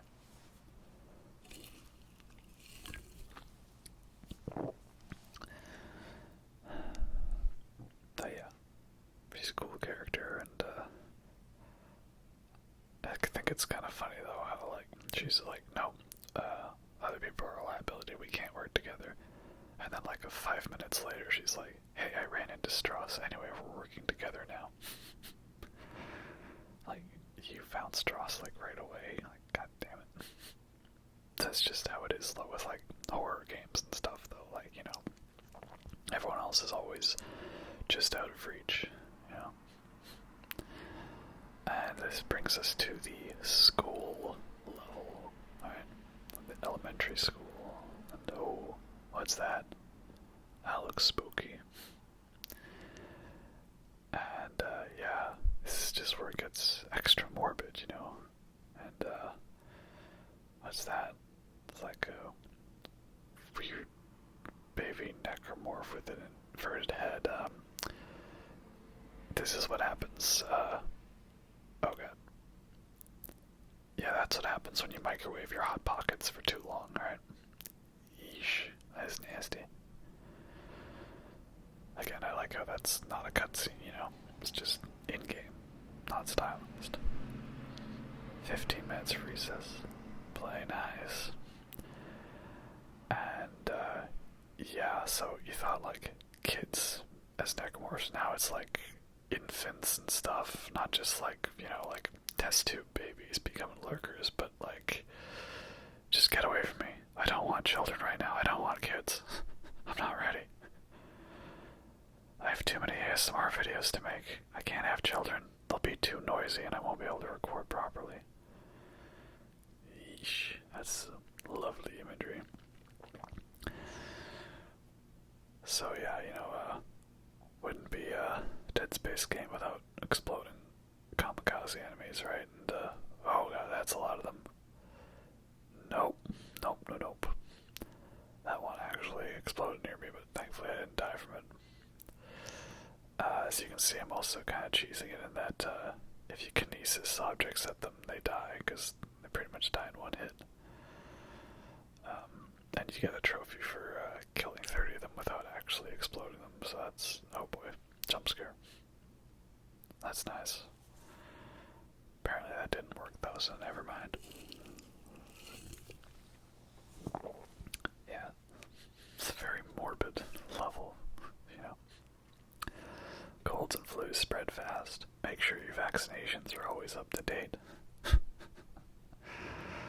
Now, are you sure you want your vaccines to be up to date though? Because I don't know, maybe like, maybe this whole necromorph thing just could have been prevented with some social distancing, you know, or maybe it's all just a hoax that was, you know, started by like the other space station on Io or Europa. Oh, what was that? You know, maybe it's all just a hoax. How do we know that this is real and this isn't just like some conspiracy? And I need to stop talking about this, otherwise the YouTube thought police is going to tag my video as being uninformative or, you know, misleading information. Anyway, yeah, this is gymnasium time, or it's like a gymnasium auditorium, which means I really don't want to have to participate in PE class, because like in school I was like the math and the science nerd person, of course. I mean, now I play video games and I like outer space, and oh, that's an infected puker. Sorry, I always remember there being another one there. I'm not sure. Oh dear, that means the infectors are about. That's not good. So, of course, once you hit the big switch in the middle of the room, that means that shit's going down. So here I've got the detonator, which is like really, really useful weapon, and you deploy mines with it, and then they explode, right? Explosive mines. Very nice thing. And also, I don't know if you saw there what I had, but it was like a stasis canister. I have no idea how that exploding baby didn't affect me whatsoever. I clearly had some high frames or something. But yeah, there's canisters that have stasis. You can shoot them with kinesis, just like you did with the explosive ones. Those are cool. And then also, used... I destroyed all the dead bodies in the room so that Infector didn't get any of them. And there you see, I also used the alt fire of the detonator, which lets you recall all of the mines that you have around. So that's nice that once you set them up, you still have a way to take them down afterwards. I always thought it was odd that she's just like playing with this swing set here, but I guess it's just kind of showing that, like, yes, I'm real, I can interact with the world. Don't forget the power node in the room.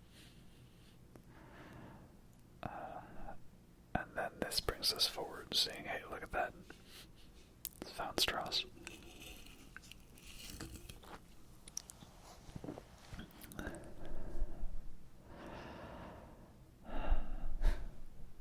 Yeah, I don't trust him, of course. I do think it's funny that, you know, Ellie's like, Isaac, I can't trust you, you can't come with me. But, I don't know, this twitchy guy, Isaac said he's cool, so, yeah, I'll take him. And, if he does anything stupid, I'll shoot him. So, that was a fucking lie.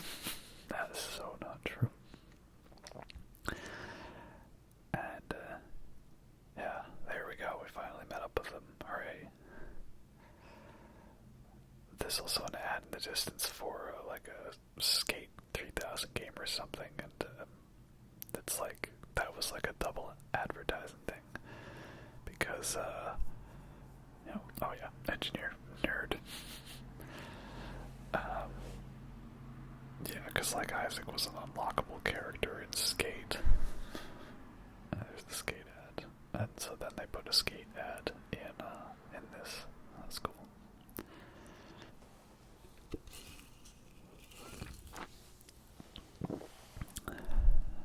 And, yeah, so of course, Tiedemann's been monitoring everything. Transit up's not approval, and, now he knows that we're here, and he's cut off life support. And so, that's the other thing as well, like, the game doesn't really illustrate it to you. It's kind of a thing you have to notice from background details, but the whole thing is that, like, the government sector, it's on that big core from Titan, and, oh, it's coming right for us. A brute, finally. Thankfully, they're still weak to the good old run behind and shoot him in the leg strat. But yeah, like, the government sector, it's, on the big chunk, and then there's only, like, connecting spires or, like, little bridges and stuff between the public sector and the government sector. So, as you can see, they still shoot the kinesis pods, but I feel like the pods shoot a bit faster, so it does make it a little more difficult. There, I was just getting a little impatient. And there you go. I think you handled yourself pretty well, Isaac or Ellie. Good job.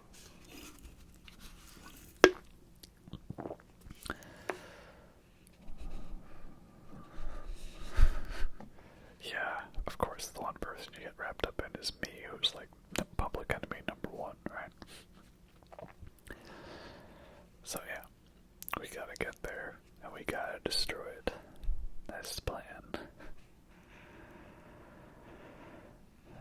And again, it's slowly pumping up that Isaac is becoming, like, I don't know, he's acting under his own agency a bit more. Because first part of the game was very much like, you know, oh, follow the locator and follow what the person tells me to do, right? And listen to the person. They even kind of mock you for that, like, well, I told you what to do and you did it. You had no choice. But starting here, it's a little more like Isaac becomes more proactive. It's like, okay, this is what we've got to do. We've got to do this, and I've got to figure out a way to do this.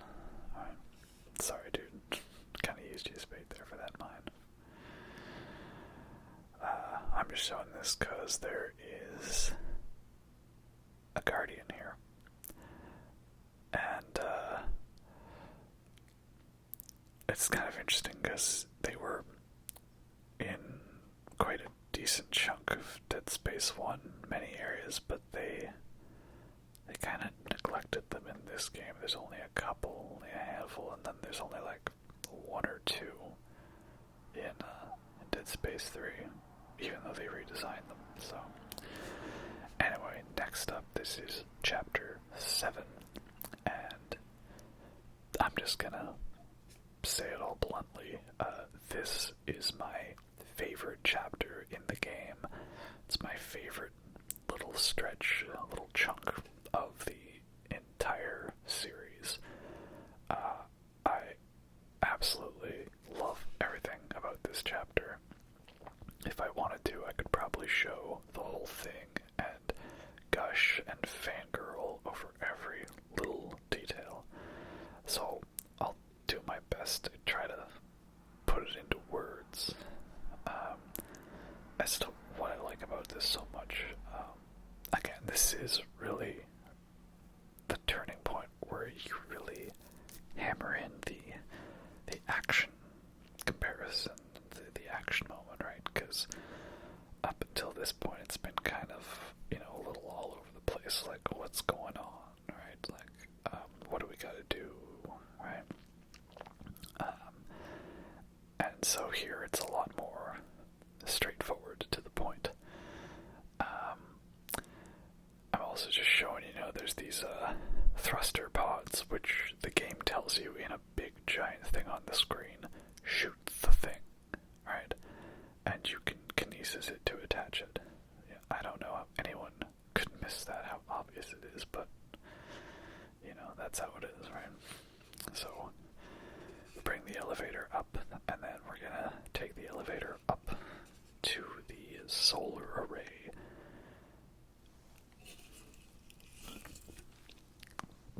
And of course, a big elevator in Dead Space, well, that's just, that's just asking for stuff to go wrong, right? But, hey, at least we get a gorgeous view out of it, right? Coming up in a sec. There you go, look at that. Gorgeous view ahead. There's Saturn. There's the sprawl.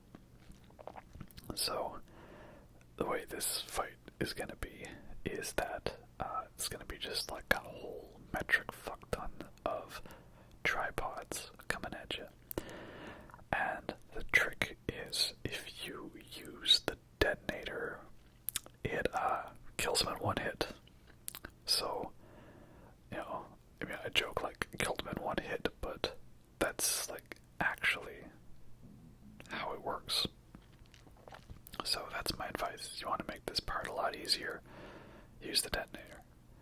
Just stand in the center and aim. There's also a trophy for this, and that's to knock off every tripod, which can be quite tricky, because if they get a hit on you, that stuns you, and then you aren't able to knock them off. And I don't know if, when you reach the end of this segment, if it counts as them getting knocked off when you're safe. And I remember in my first playthrough, I definitely did pretty poorly at this part, because I kind of just panicked and ran around, and I was like, oh god, what's happening? So, not an easy trophy to get. But, it's a fun stretch, and even though the whole vacuum thing doesn't affect it, because, it's timed so that you won't run out of oxygen, right? They couldn't do that to you. It adds an extra layer of intensity, how fast can this elevator go? And then where's the turbo mode? So we're going to go to the solar array to activate the solar panels to power up the transit a good old-fashioned way. And birds. Just better not turn to birdemic. And here we have the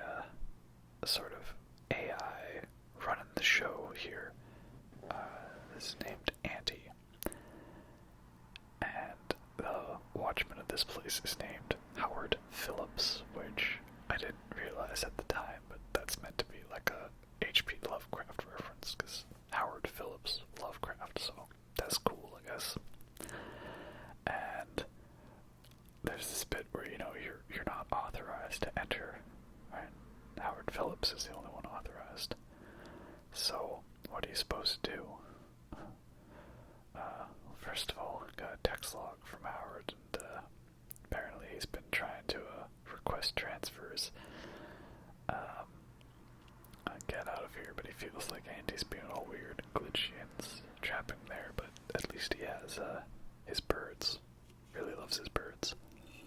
So, this is meant to be Howard, I guess.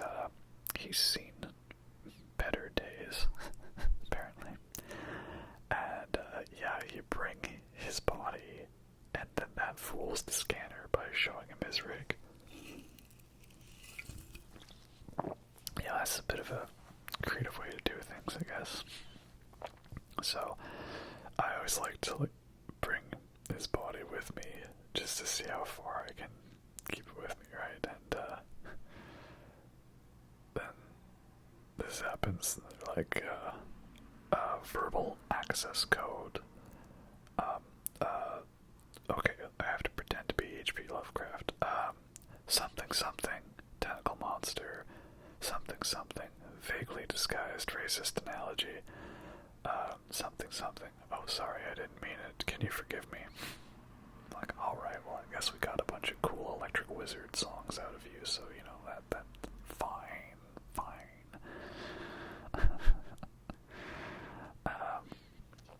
Yeah, when's that film of Dunwich Horror coming out? I loved Color Out of Space, I want Dunwich Horror. Give it to me. So, this bit here, it's like you're trapped between explosives, and there's a decompression window, so it's basically asking for stuff to go wrong, right?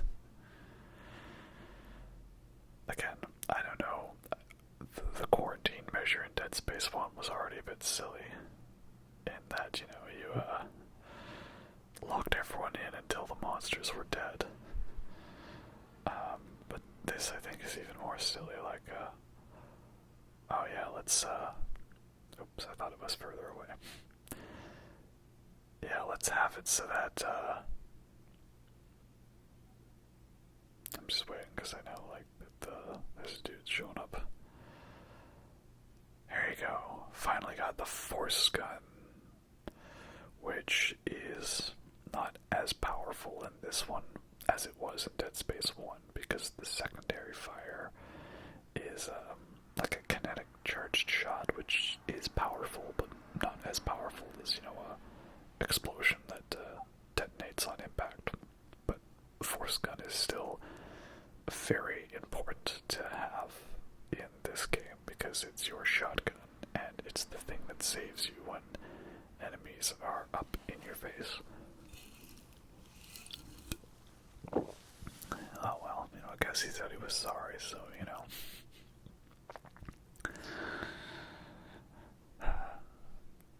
But yeah, whoever designed it, so like, oh yeah, if the window explodes and everything gets sucked out in space, you have to make sure that you have a gun or something to, like, shoot it.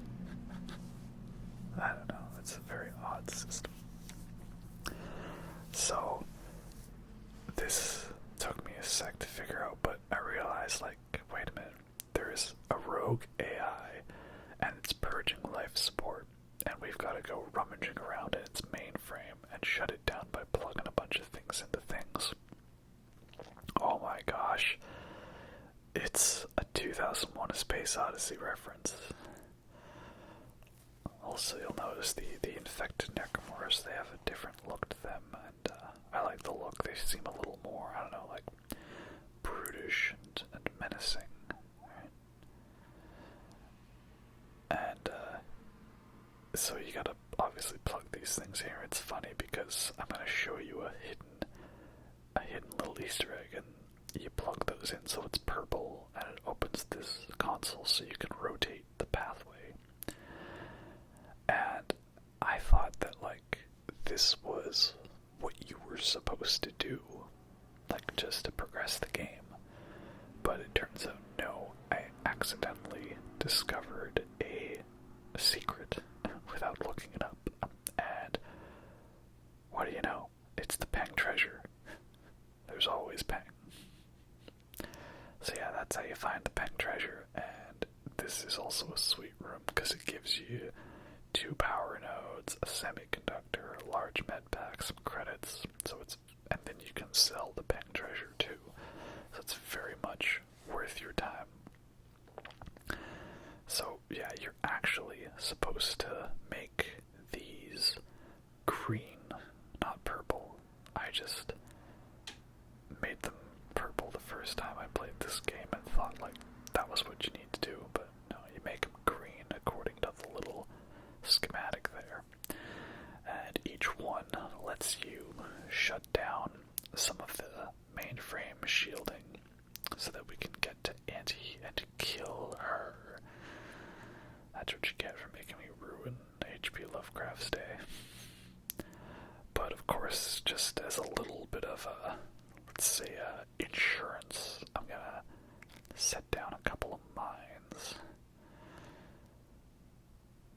Detonator is a fun gun, but not one that I used a lot of in playthroughs. I think in my first playthrough I kind of stuck with what I knew, line gun, pulse rifle, right? Then I heard my mines go off there, so that's good. Got them suckers. And I feel like I had a significant less amount of enemies that I had to deal with, thanks to the fact that I had mines placed down, so yeah, that's pretty good. Normally I feel like you get swarmed by a bunch of enemies there, but not today, Satan.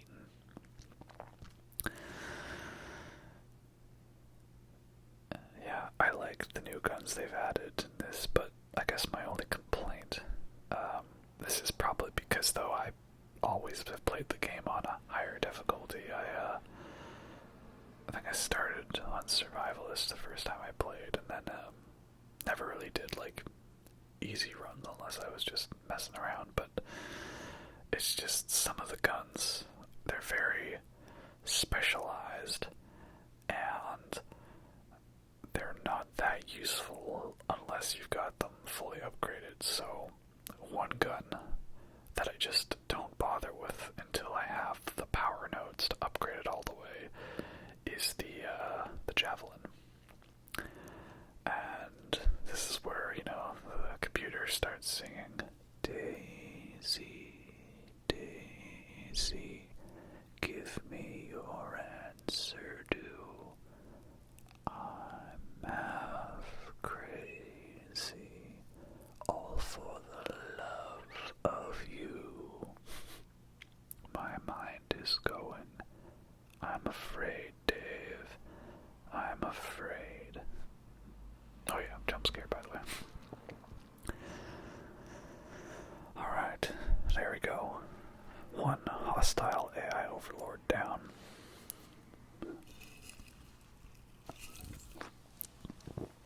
And, yeah, Stross is, going a little more crazy. And she still hasn't shot him yet, so I don't know. Hey, lurkers. Feels like forever since we've seen them. And look at that, zoomed in upgrade seeker rifle. You don't even need to shoot the limbs. If you shoot the limbs, it's great, but you see that? Literally killed him in one hit. Very nice. Here we go to the solar array control pod. Well, that's a very nice hallway. Love the aesthetic for some of these places, right?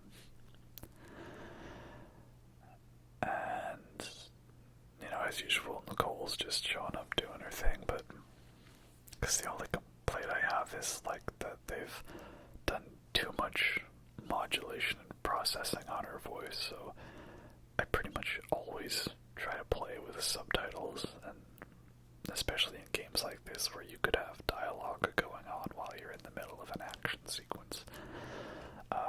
So not being able to understand her, that's okay by me, but because I've got subtitles, but not everyone's gonna do that, you know. And so here we are now, we're outside, up at the top of the solar array. So we gotta do a nice little spacewalk to realign the antennas.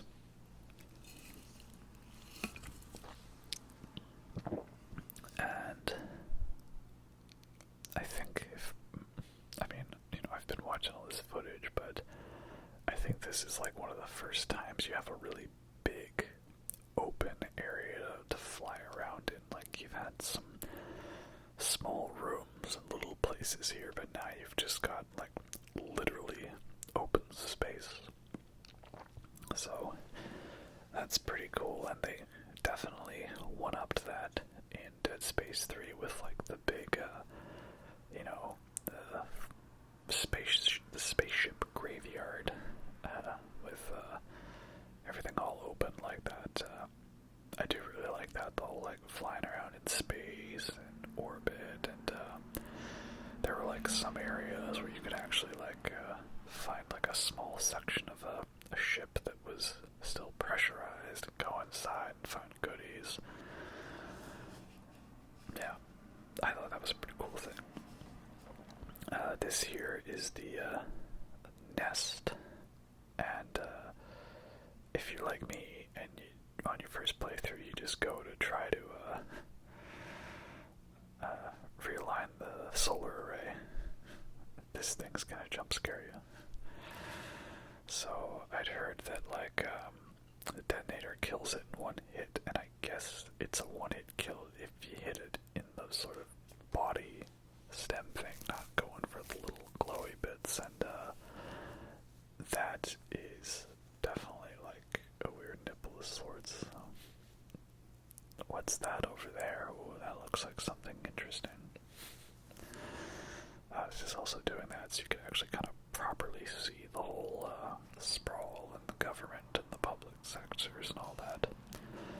Again, this is probably the closest you get to actually like having your outside establishing view of the sprawl, which,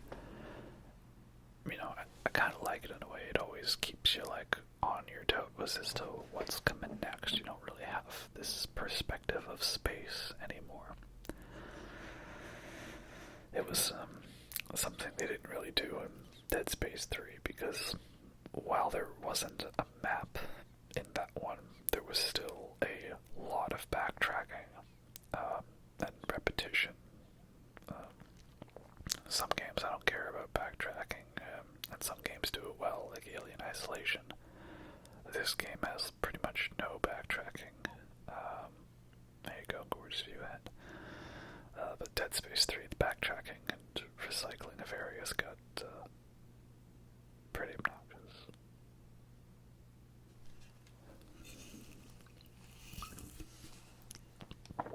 So we need to get down to the transit hub before this swarm of necromorphs shows up. So we gotta get there fast. What are we gonna do? Well, a really badass action set piece. Keep an eye out here. You're gonna see there's a little symbol here.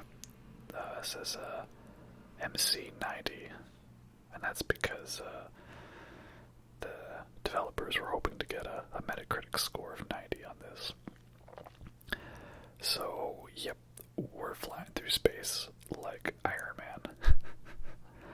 And I remember seeing, this clip in the trailer, thinking, oh, what's this, like a cutscene or something? Like, nope, it's a cool gameplay moment.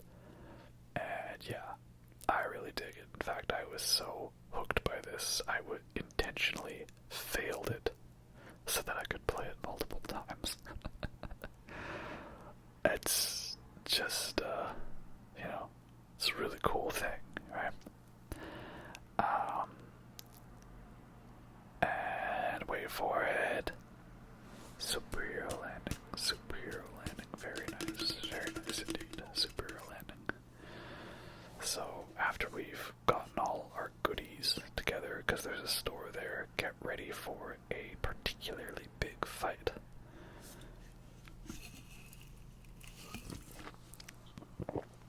this is also, it's a very intense fight when it happens, because it's like one of those time things where you gotta survive for a certain amount of time until your AI partner decides they want to open the door for you.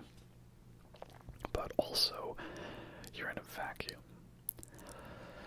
So you're running around in this giant room, and you're getting swarmed by necromorphs.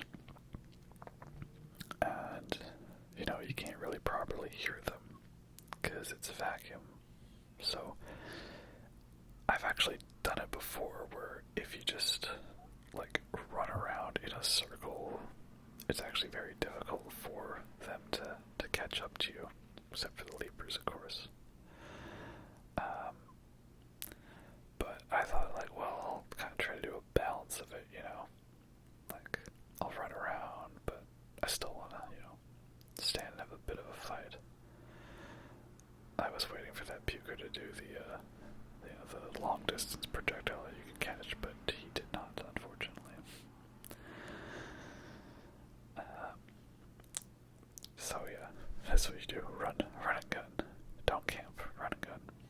Even though camping is a legitimate strategy. I guess one last thing I'll say about the Iron Man segments. I like how they didn't overdo them in this game. They had two, basically. You got the one in Chapter 7, and there's one at the very end of the game, and that's it. As fun as they are, I feel like they overdid them in, Secret Rifle's awesome. I feel like they overdid them in Dead Space 3, and they just kind of threw them in, whenever they could. Just kind of, this is a way, that whole bit in Dead Space 3 where you're you gotta do an Iron Man segment to get from each area in the final level, and it's not like there's a challenge to it. It's just simply to have an Iron Man segment. I don't know. It's don't overdo it, right? If you do it too much, it loses its effect. Except for cocaine.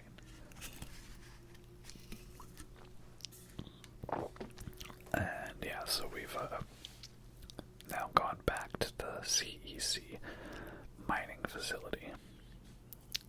And this is, of course, where Ellie was. And, obviously she's upset because we just basically gone right back to where we were. So, yeah, that whole plan didn't work, unfortunately. But we got some pretty cool sequences out of it. And, again, what is survival horror if not constantly being set back from the objective that you're trying to accomplish? So, this now brings us on to Chapter 8, where we're going into some of the mining facilities and processing and all that fun stuff.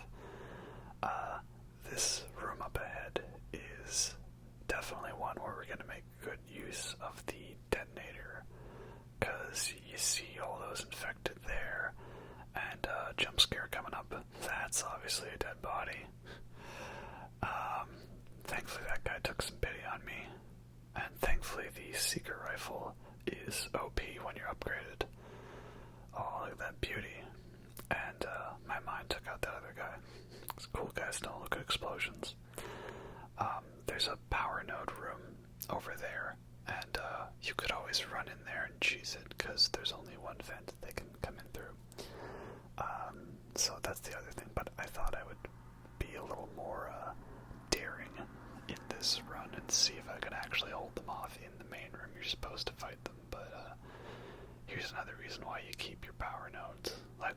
Look at that, they gave me a power node refund and the vintage suit, which we're not going to be using, but it's a cool suit. Here I'm showing you that that vent is very sus, so let's stick a mine back there. Because, look who's here. Oh, another thick boy. Oh, a thick girl, yeah, that's right. And, not today's scene. another creepy vision from Nicole. And, fun fact, I mean, you can see her up there, but I don't always notice her there because I'm too busy looking at the screen. So this gets us into the main fuel processing control. And, oh dear, character on the other side of glass in a sealed room. That's never a good sign, right? If I look carefully in there, I can see there's a power node. I'm like, oh, that's my power node. I want that. I want the goodies. I mentioned the vintage suit. That's a pretty cool suit. It's got this very retro BioShock Big Daddy sort of look to it. There's my power node. And it gives you a discount at the store. The nice thing is that you can actually take suits on and off. It's not like you have to keep the suit that you picked up most recent as the suit you're wearing constantly. So what I did on my initial run is I just cheesed it by any time I wanted to go into the store and buy stuff. I'd put on the vintage suit and then do all that, and then eventually switch back to the one suit I was going to use. It was a lengthy process, but I was really trying to save all the credits possible. And let's see, how dangerous is that? Oh yeah, that's pretty dangerous. So basically, because we turned off the power here, that means that now Tiedemann knows we're here. So now this is like a bit of a precarious puzzle segment in that you have to very carefully navigate your way through the spinning pillars of insta-death. I mean, you don't need stasis on those, you can see you can kind of make it through just fine. This one you'll obviously need stasis for. Always loved all the different environments. Like, there's so much more variety of the environments in this game than in Dead Space 1. And just all the different ways they can make all these parts feel like they still fit in the Dead Space universe. All those concept artists and the people that designed the world and stuff, y'all definitely deserve a raise. And Stross is continuing to be obsessed with the steps. And, I'm gonna kind of spoil bits and pieces to the game, but I honestly was very surprised that Ellie makes it out alive in this game. More secret rifle ownage. Here's a lovely, shall we say, Georgia O'Keeffe looking moment, I am not sure how the fire here works, like if you can't be inside the ring of fire when it's going or not, or if you're too close it burns you. I've never died in this area, so if there's a raging ball of fire, best to probably stay away from it, And here I'm just showing you that Detonator is literally a one-shot if you kind of hit those weird nest monsters kind of beneath the sort of little pulsating bits on them. But yeah, all the horror movie cliches is pointing that, like, we're gonna do our best, but Ellie isn't gonna make it, but no, she actually does. So I was impressed with that. It was a very nice subversion of expectations, if you know what I mean. And, oh, you're a lovely looking fellow, and now you have no arms. And it's cool that we actually finally get to properly meet up, without, like, barriers of death between us. Stross, once again, continuing his decline. Step 4. What is step 4, Stross? It's mainly because Stross isn't going to be fighting his dementia because he can't let go. That's the main thing. You need to embrace the fear, embrace the past, and let go. I really love this stretch of levels from, like, Chapter 8 through to Chapter 11. it feels like we just keep getting lower and lower into like the bowels of the sprawl. And oh man, I love coming out that door, watching all these flaming pillars and these really weird industrial environments. I'm not the biggest fan of the Nicole parts here because if you don't have subtitles, it's really hard to hear what she's saying. And jump scare coming up. Oh, get off me, that's not fair. I was busy enjoying the lore of the land. Get off me. Yee. Now you have no head. Now you have no life. That's what you get. Mean. Oh, another puker. And I just gotta put this because this is pro. Look at that. Catch the puke. Kill another enemy. That's how you do it. But yeah, we're descending into these real harsh environments. Flames and darkness and grittiness. It's just such a great descent moment. I love the way it's all done. And here we have a divider. And yeah, again, dividers are very rare in this game. I think, isn't this the first one you encounter? And then there's the one you can encounter in the government sector, which you only get if you use the power node room. Oh, they're a really creepy enemy. It's sad that they're very rare. This next room is like the bane of your existence if you're on hardcore mode, because as you can see, there's a decompression window. So your first thought when you walk into this room is, oh look, there's a goodie. No, that's bad. So not only is there an infected one, there's an exploder. Chances are that if you shoot him there, he'll explode and pop the window, right? It's only 2 enemies, but it's a very small room, very small margin for error. Definitely one you want to be afraid of. I'm just gonna take you and let's throw you down there, just to be safe. Yeah, that's much better. Here's another little early spoiler. If you look out the window, oh, what's that over there? Hey, it's the Ishimura. Again, I like that there's no cheating. It's not like they hid the Ishimura from being viewed. This guy has a fun backstory, but we don't have time for it, so moving on. Here's another part that's annoying. It's like Nicole's trying to give me a big lore dump, but enemies are attacking me and the elevator stops. And yeah, here's part of my confusion. I talked about it in the Dead Space 1 video. Like here, the Nicole ghost is all like, oh, you knew I was dead, and you never watched the message through all the way.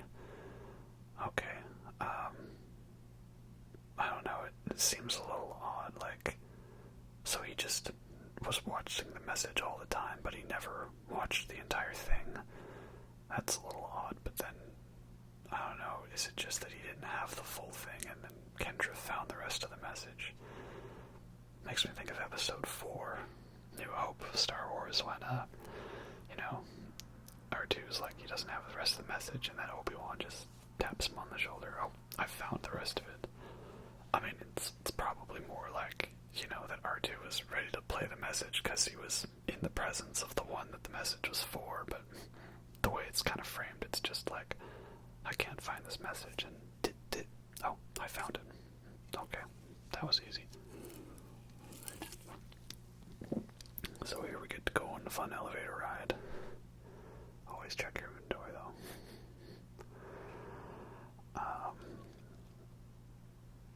And what else did I say here?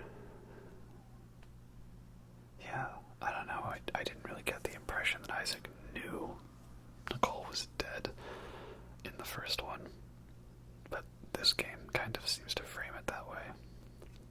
Isaac's definitely getting a little more flustered at this point. Again, it's just chapters 8 through 11 is just a descent into spiraling madness and insanity and darkness and grittiness, and it's such a contrast to, like, in terms of the previous chapter. This is funny. I don't know if you noticed, Stross, he said, stop staring at me, and he looked right at the camera. Nice fourth wall break there. But yeah, we went from like Iron Man action and stuff like that to now it's just everything's miserable and gross. It's great. I love it. And here we go. It's the official reveal that the Ishimura is there. So again, if you're paying attention, there's at least like 3 other times you can see it beforehand. It's pretty cool. But yeah, makes sense that Ruthgov would cover up the story, you know. And just really great that they've introduced the concept of the Ishimura, and in a very short amount of time, we're going to be going back on there. Oh boy, oh boy, oh boy. Of course, throughout this area, you can start finding audio logs that detail Ellie's escape from this sort of processing mining center. Or engineering, not mining. Mining segments on the government sector. Sorry. From this log, we can tell that this guy, Caleb, that he probably set off a line gun mine to kill himself. Very sad story. Very sad indeed. This is another fun bit. Basically, if you have rooms where there's all the boxes around, then that means there's going to be stalkers. And if you kind of know the general direction going in, they're not nearly as bad. But they still get you a few times, you know. They are definitely a enemy not to be messed with. If you take them too lightly, they'll exploit your weaknesses because they are quite the clever girl, you know. But always entertaining.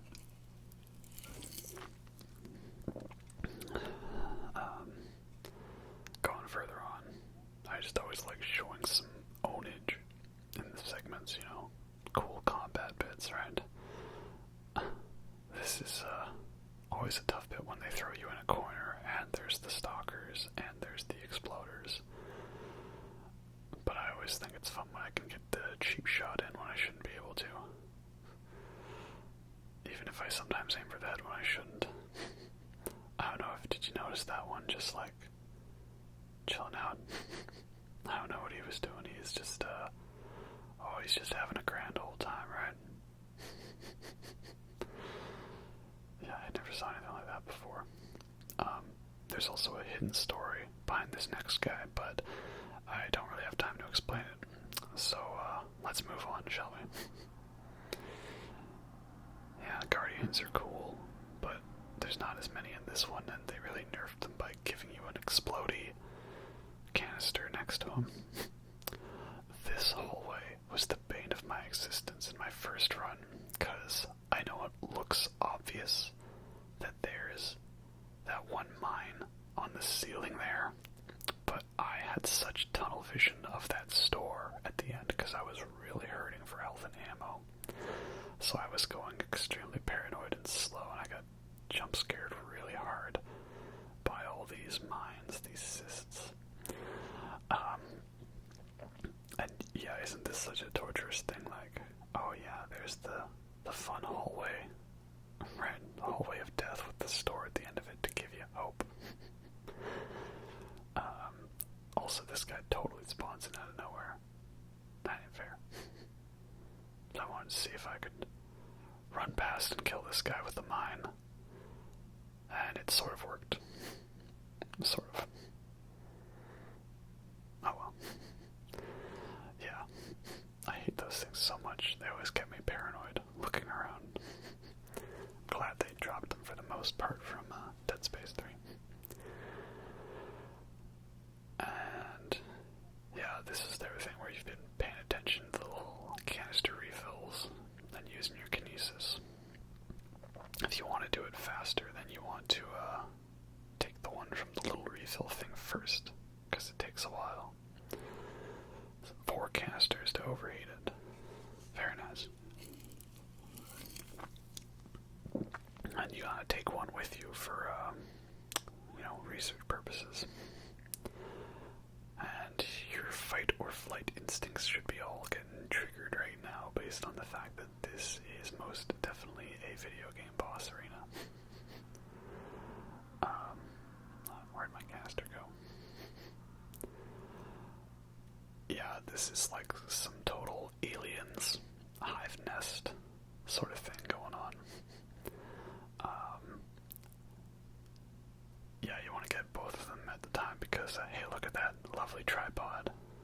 And I can't aim, apparently. But good thing Seeker Rifle's powerful. Yeah, once again, these guys are such a cool, well-designed enemy, but also the bane of my existence in early runs. Because they move fast. If you're too far away, they jump at you. They can land near you, they do lots of damage, and they have a death animation finishing move they use on you that's, I almost feel like it's a humiliation sort of thing, the way they take their time ripping your limbs off and shoving that tendril down your throat. I think it's just an added insult to the player, oh, you died, well, here, take a look at this gloriously over-the-top long death animation because you done messed it up. I was trying to get goodies. So, you don't really need to end up fighting multiple ones. The trick is just to, shoot off a limb of one. Yeah, explosions going, but I want goodies. And here we go, some total action aliens moment, escaping from the big explosion.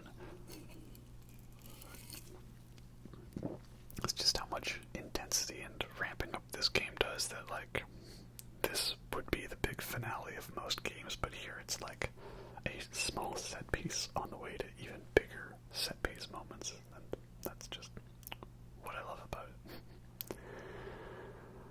So we finally got our tram heading over to the government sector, and yeah, I like this line. It ends here. At this point, it's just all this dead weight. No, it's dead space. Not dead weight, dead space. And it's interesting, I guess, did they patch it through so they could control the solar beam? And then, I don't know how that works, but the point is they've cut the tram. Man, it really sucks that they didn't use that to kill our tram, but yeah, here's just the ultimate of ultimate nope moments. And that is we've got to use the gravity tethers on the Ishimura to grab government sector to hold it in time for the tracks for us to go across. Oh jeez, just when you thought we got out of the big alien hive nest moment, that wasn't intense enough. Now we're going back to the Ishimura. And man, you want to talk about a great atmospheric level. This is a great atmospheric level. There's no other way to say it.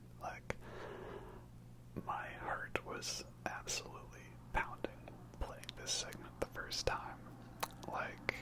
I'd played Dead Space 1 quite a few times, and I knew, every nook and cranny of the Ishimura and where all the enemies are and where you get attacked and all sorts of things, the geography. And so now you're telling me we're going back. I'm okay, well, what's it gonna be exactly?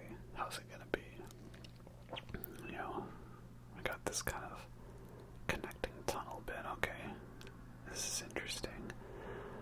And what will exactly be? And you get on this elevator, and then all of a sudden, oh my lord, oh shiitake mushrooms. And at that moment, I'm just oh no, you've gotta be fucking kidding me. Isaac's definitely feeling worried about this, and I'm feeling worried. And okay, so what's it gonna be like exactly? And looking around and seeing, wow, everything's the same, and I didn't cross-reference my Dead Space 1 footage, but are some of the lockers that were closed in Dead Space 1 now open? If so, that's a great detail. I thought this text log was funny, the clogger. Someone's gonna stop clogging the toilets, otherwise we've gotta do a spacewalk. That's a lovely image indeed. I don't know if that was like a developer in joke or something, but hey, at least we got power nodes and jump scares from hissing gas and stuff like that, and medkits. And this audio log is just kind of explained, like, I don't know, makes me think of the Reaper IFF indoctrination in Mass Effect 2. Like, you know, there are a bunch of team researchers, a team sent into this area where bad stuff happened, and they're like hearing weird stuff, scratchings and noises and stuff like that, like the Reaper indoctrination. So, yeah, I'm thinking like, oh dear, they're gonna make me go hit the button where all the bad stuff happened. And I'm like, oh, I pressed the button, but nothing bad happened. Okay, I wasn't expecting that. The centrifuge is under repair, so I'm gonna have to go down to engineering. Oh dear. I'm like, okay, well, like, am I gonna get jump scared now? I'm like, looking around like, no, I'm not.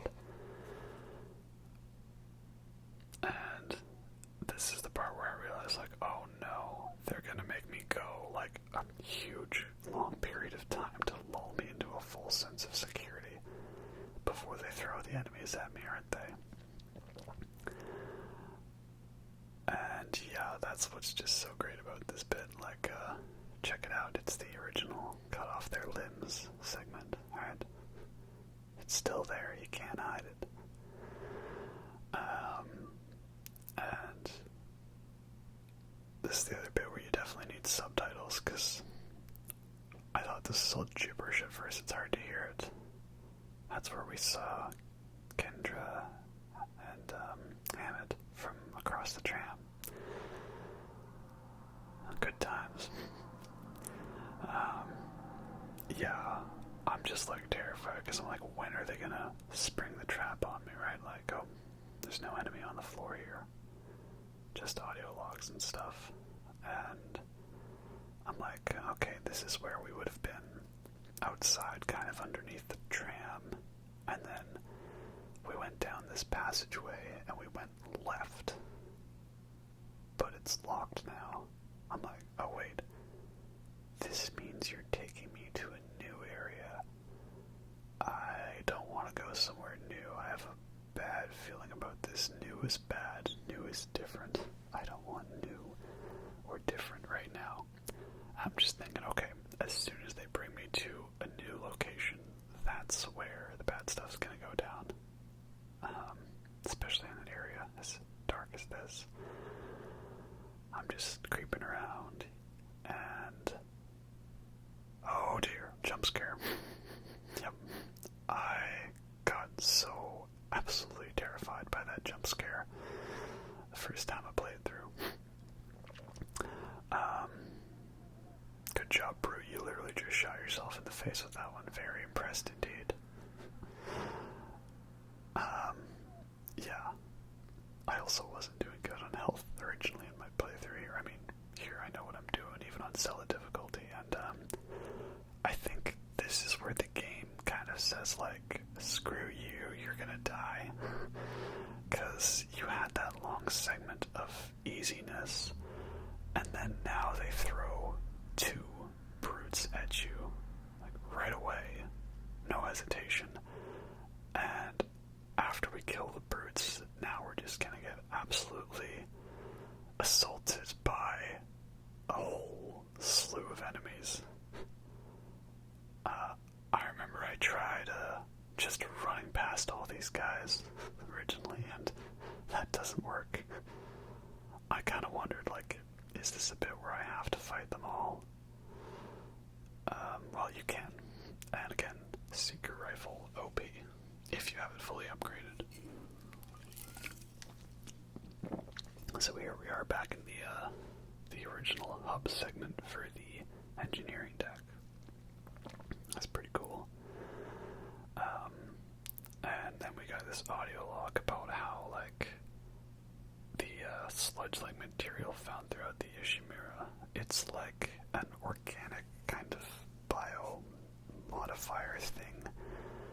It, like, I guess this means what happens is after we destroyed the marker on Aegis 7, that, like, all the necromorphs got basically, like, liquefied or something like that.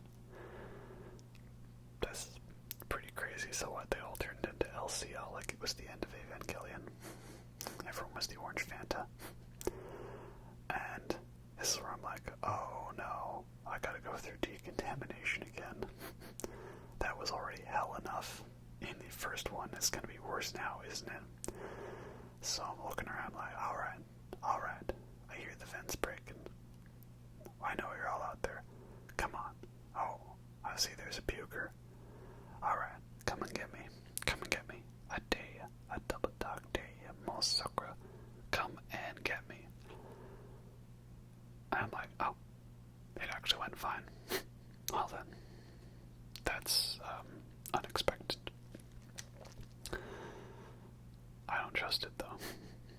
Again, I love how this very lengthy level plays on your expectations of what you remembered from the first one. And here's where the real battle begins. This fight here.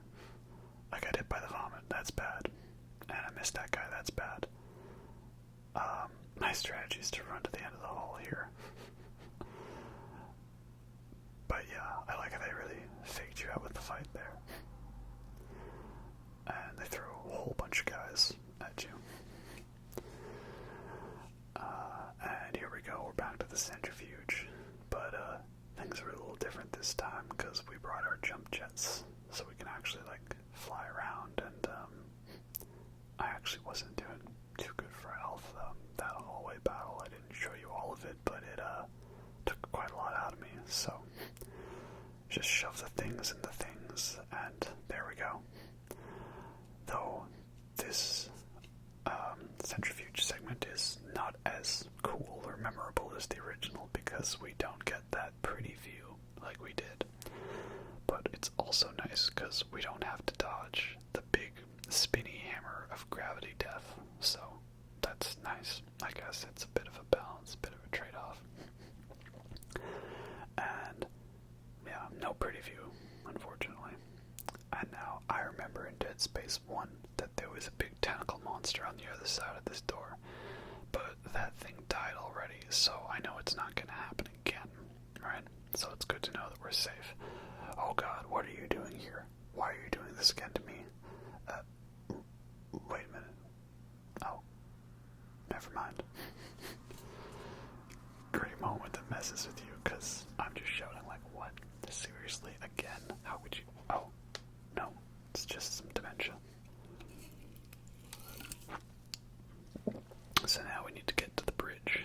And, spoiler alert, yeah, obviously this decontamination is not going to go as well, because, they cheated. I remember in Dead Space 1, you didn't need to go through decontamination a second time going back. But this time you do. That's not fair. So, just when you thought, oh, I did the big battle already, it's not that big of a deal. Well, no, actually, no, you still need to have a fight in the decontamination room. We were doing so well. And, yeah, I guess the pack, they just start breaking in through the windows, right? Again, if you're good enough, you can basically just, like, line yourself up ammo by, shooting one and then tossing its corpse into the next one and so on and so forth. Pretty handy to do. But yeah, that's how you do it. So, oh dear, you're big. And you're gross. I swear I'm good at this game. Oh dear, this is embarrassing. I can fix this, okay?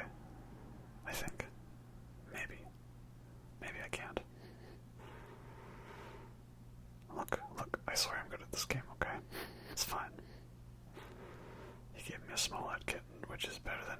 Oh, seriously, there's more of you. Not today, Satan. Plasma cutter. Good old faithful. Weird, I don't know if I just had better aim or not, but I felt on survival this even upgraded plasma cutter wasn't enough, but I guess you just gotta be good with your aim and know what you're doing. Yeah, wow. Ripped my health bar, right? But, at least, there's a store coming up. This bit's fun as well, because, it's a fake body, and, it's just meant to mess you up because, it's in the darkness and you can't see it. Again, they really improved on the fake death scares in this game. Because, he just spawned in out of nowhere. That's odd. Oh, more. Okay. Get some. Yeah, the fake death scares in, Dead Space 1, they were always so telegraphed, like just a guy sitting in the middle of the room. A couple clever ones, but nothing that fancy. Whereas, this one, they, did a good job of, like, I don't know, throwing them in the darkness. And it's funny, because I remember when I played Dead Space 1, I always thought there was a level where they, all the little swarm guys come out of the tram, and I realized, no, it's actually Dead Space 2 that happens. I'm glad that they managed to make sure that, as you can see there, they got the advertisements right? There's always ping, solar sensor if you're lonely, and the light speed carbohydrate. And this also messed with me because I was expecting a loading screen or something, or a save point, but no, it's just a regular in-game cutscene because we don't do those load screens, save points around here anymore. And this here is the ultimate jinx, right? Go into the bird to activate the gravity tethers. That's a good thing that we don't have to go through the medical deck. But nope. God damn it. Really? Yeah, crap indeed. You've been hanging out with Garrus, haven't you? Yeah, as if going through the medical deck twice in the original game wasn't enough. And medical deck in Extraction one more time for good old measure through the medical deck. Oh dear. Definitely a really tough level in the game because it's a bit on the longer side, I think, compared to the other levels. And you just get thrown so many infected necromorphs and so many different combinations of necromorphs as well. Like, they really went all out with the challenges on this one. Not nearly as many, like, big box kill rooms, like some of those ones in the later half of Dead Space 1. And this is pretty haunting, we get to hear and see the original message.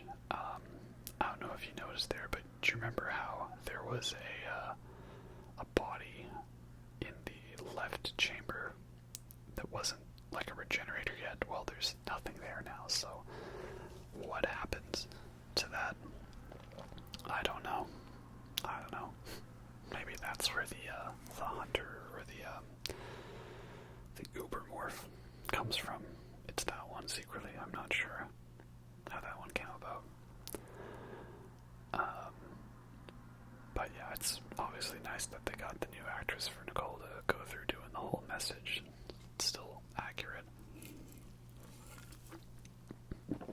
I've heard that if you stick around long enough in this room, that necromorphs spawn in, but I've never really bothered to stick around much after the message. But yeah, all the little extra video distortions in it, right? Very creepy indeed. And is it just me, or did I see like the creepy Nicole face from like the end of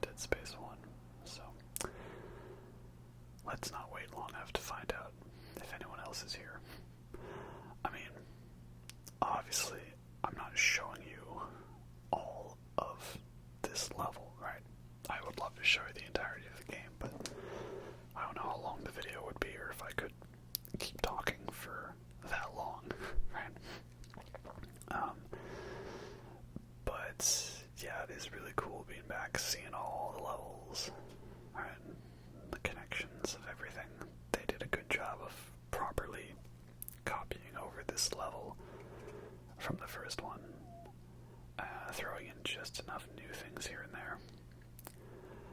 I will say, though, something about the scale for me felt a little bit off. Like, I'm sure someone out there, or on the Wikipedia pages and stuff like that, Dead Space Wiki has, like, given you the exact size measurements for everything, but I thought it was odd we could walk from the flight deck down to engineering at the back of the ship like that. Hey, you're not supposed to be here, right? Love that they jump scared you with that again. That's great. This part messed with me too, because I remember I was expecting, oh, there'll be a store here for me to go to, right? Store. Great time, right? And, nope. This store's offline. And, yeah. It wouldn't be a Dead Space game if we didn't have a big kill buffet fight on the bridge, right? And the presence of person level high crates means we're encountering Stalkers. Chest high walls is the telltale thing in most video games, but in Dead Space it's person sized crates is the telltale for the Stalkers coming in. And a whole bunch of other enemies, of course. Gotta say, that was pretty pro. You know, and I'm thinking in that puke bit that I threw back there, I got that other stalker, so that's nice. Sadly, you can't go anywhere else on the bridge.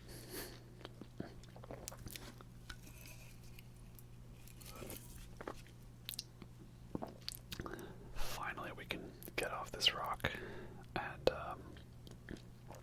notice here, just like the first Dead Space, that escape pod looks a little different, a little bit odd, So, nice, good old captain's chair where Hammond hung out. And here you got a hold to confirm sequence, and you can kind of see it there that the gravity tethers are grabbing the sprawl. And there we go, we've grabbed it to realign the track. I don't know how well practically that would work, but yeah. I do wonder though if we could use an escape pod just to get out there. Like, could we have not all gone through the Ishimura and just used escape pods? I don't know, maybe Isaac didn't want to put Ellie and Stross through the whole going through the Ishimura sort of thing.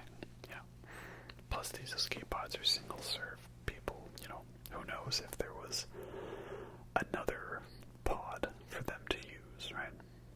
Oh wow, that's bright. We'll figure out my inventory later when it's not as bright. I think this is cool that we actually get to see what these escape pods are like, you know, after having ejected an necromorph out into one. I also like how you can still kind of look around in these scenarios. And it's a little hard to focus, hard to tell, but you can see right there's the sprawl ahead of us. We're heading towards the government sector.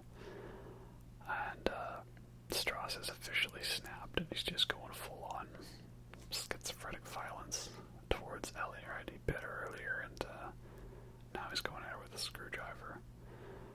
And if you look carefully here, you can actually see the hangar that we end up crashing into. I like how, you know, that's just, yeah, classic, right? It's very good, cleverly disguised loading screen, right? Hidden as a hallucination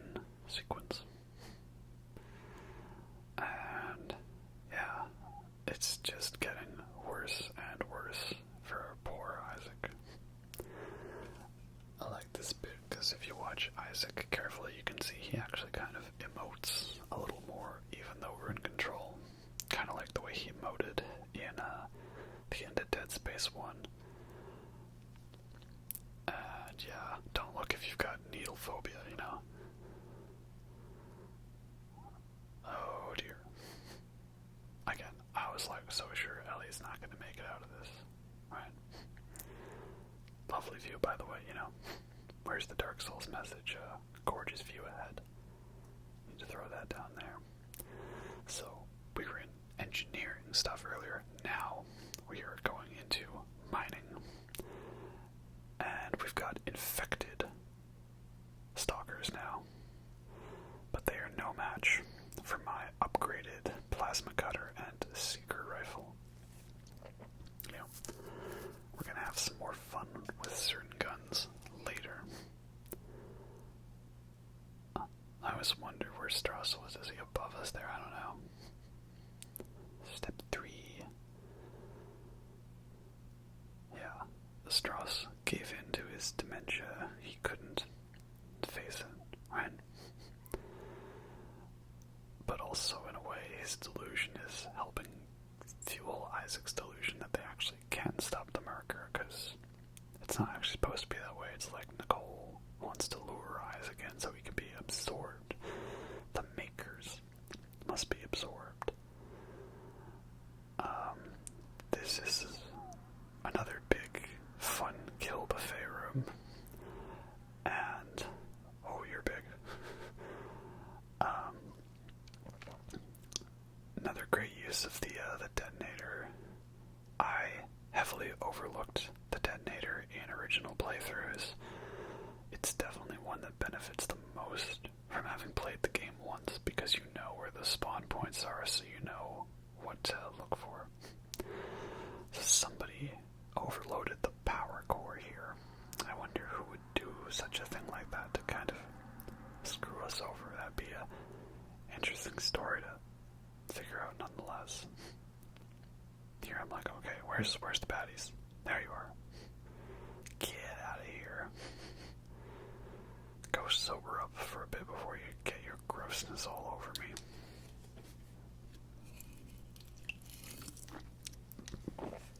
But yeah. Oh dear. No. I don't want kids yet. I'm too young for this. I've got a channel. I've got a future. I don't want to turn this channel into being about kids. That's not what the subscribers want. They want me to talk about demon souls, I swear.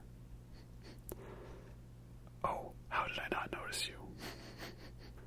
That was a ninja baby right there. If I hadn't killed him, he could have grown up to be John Wick. And I'm like, oh god. He ripped out Ellie's eye. But hey, she's actually okay. That's good.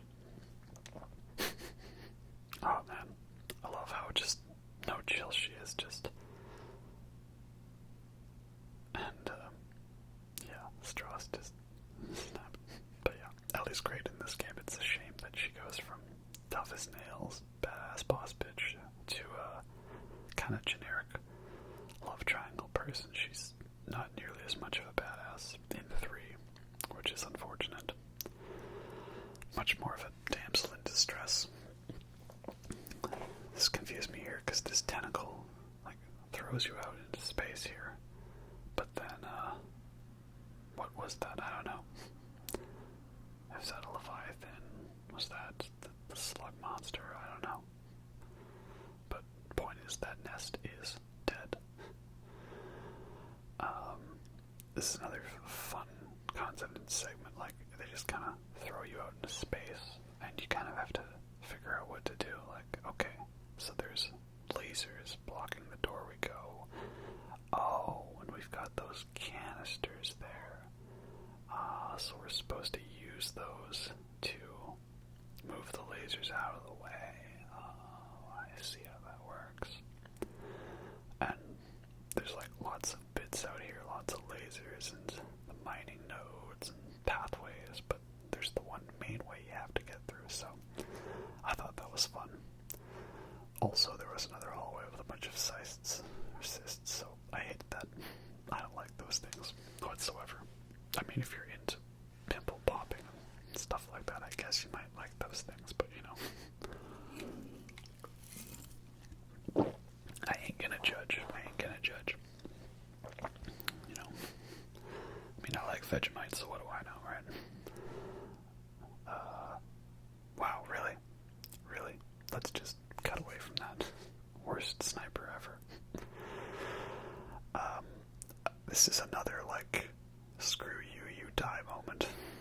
Like, the number of infected ones they throw at you. I even had mines set up behind me. Sorry, jump scare. And they still got through the mines. Not an easy segment, but it's worth it. Excuse me, sir, pardon me. Thank you. Your service is appreciated. It's worth it, because at the end of it, you get the schematic for the advanced suit. Oh yeah, baby. And a stasis recharge station, okay. Weird flex, but okay. And a bunch of semiconductors and stuff, so yeah, the advanced suit is awesome. So coming up, Stross is finally going to attack us, and I want to point out something that many people seem to have overlooked. So Stross here, he kind of hits you there with the helmet, and I'm pretty sure however he hit you kind of causes your helmet to malfunction. I don't think Isaac was dumb enough to just lower his helmet to be like, hey, it's me. I think it was because Stross kind of hit some kind of malfunction bit, but yep, Stross is dead. That was satisfying. And I love that they put an audio log on him. They knew that, the player was going to desecrate his corpse, so they gave him a little bit of a loot thing. Anyways, right? Here I was like, okay, I want to mess with the body, right? Show you what's good. You got what's coming to you. Alright. That's for Ellie's eye, you bastard. Alright. Moving on. Now we can finally get towards the elevator out of the mines, because Ellie is alive and she's given us a rendezvous point.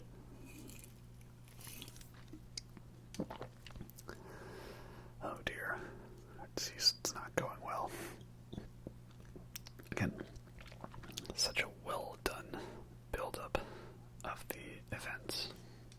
It's just really no filler, all killer. So, big elevator in a mining segment. Okay, I'm getting some Dead Space 1 flashbacks to the mining elevator. I'm feeling very sus about this, personally. So let's see how this goes, Really, your best bet is plant your butt in a corner and use the force gun. That's it, really. That's the trick. I thought, let's try to not do that again. I've played this game before. I know what you're supposed to do, but maybe I want to try something different, right? To see if it works, and it won't work as well, of course.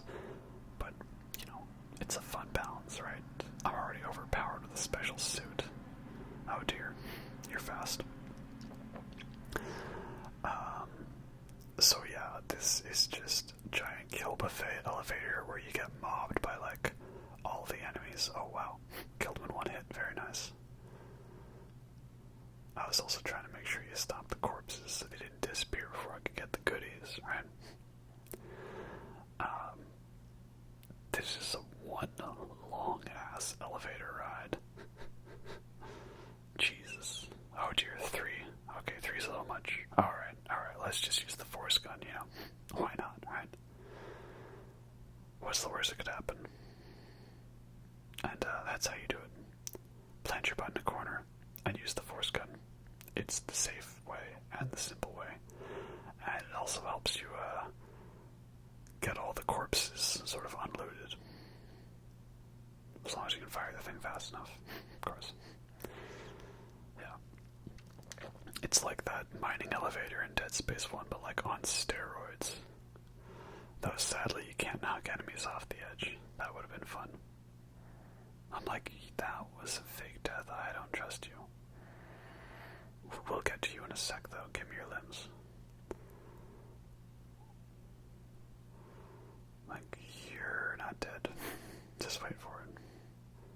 Oh, he's really dedicated, isn't he? Any more? Anyone else? Come on.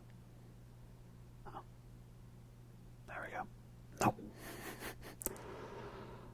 Sorry, guys. I warned you. Again, I can't protect you from visual jump scares, just audio ones, because there's no game audio, so, you run the risk of watching a visual interpretation of a horror game, right?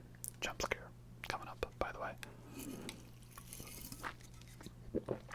So, this is it. Have we garnished enough reputation points to pass the Paragon Renegade check? And gotta be honest, the thing Isaac says here, it's kind of sweet, right? Who am I, Isaac? Why do you keep fighting me? Why can't you let go? And he says, 'cause you're my everything. And if I let you go, I've got nothing left. And then, that's nice. Step 4, acceptance. Interesting.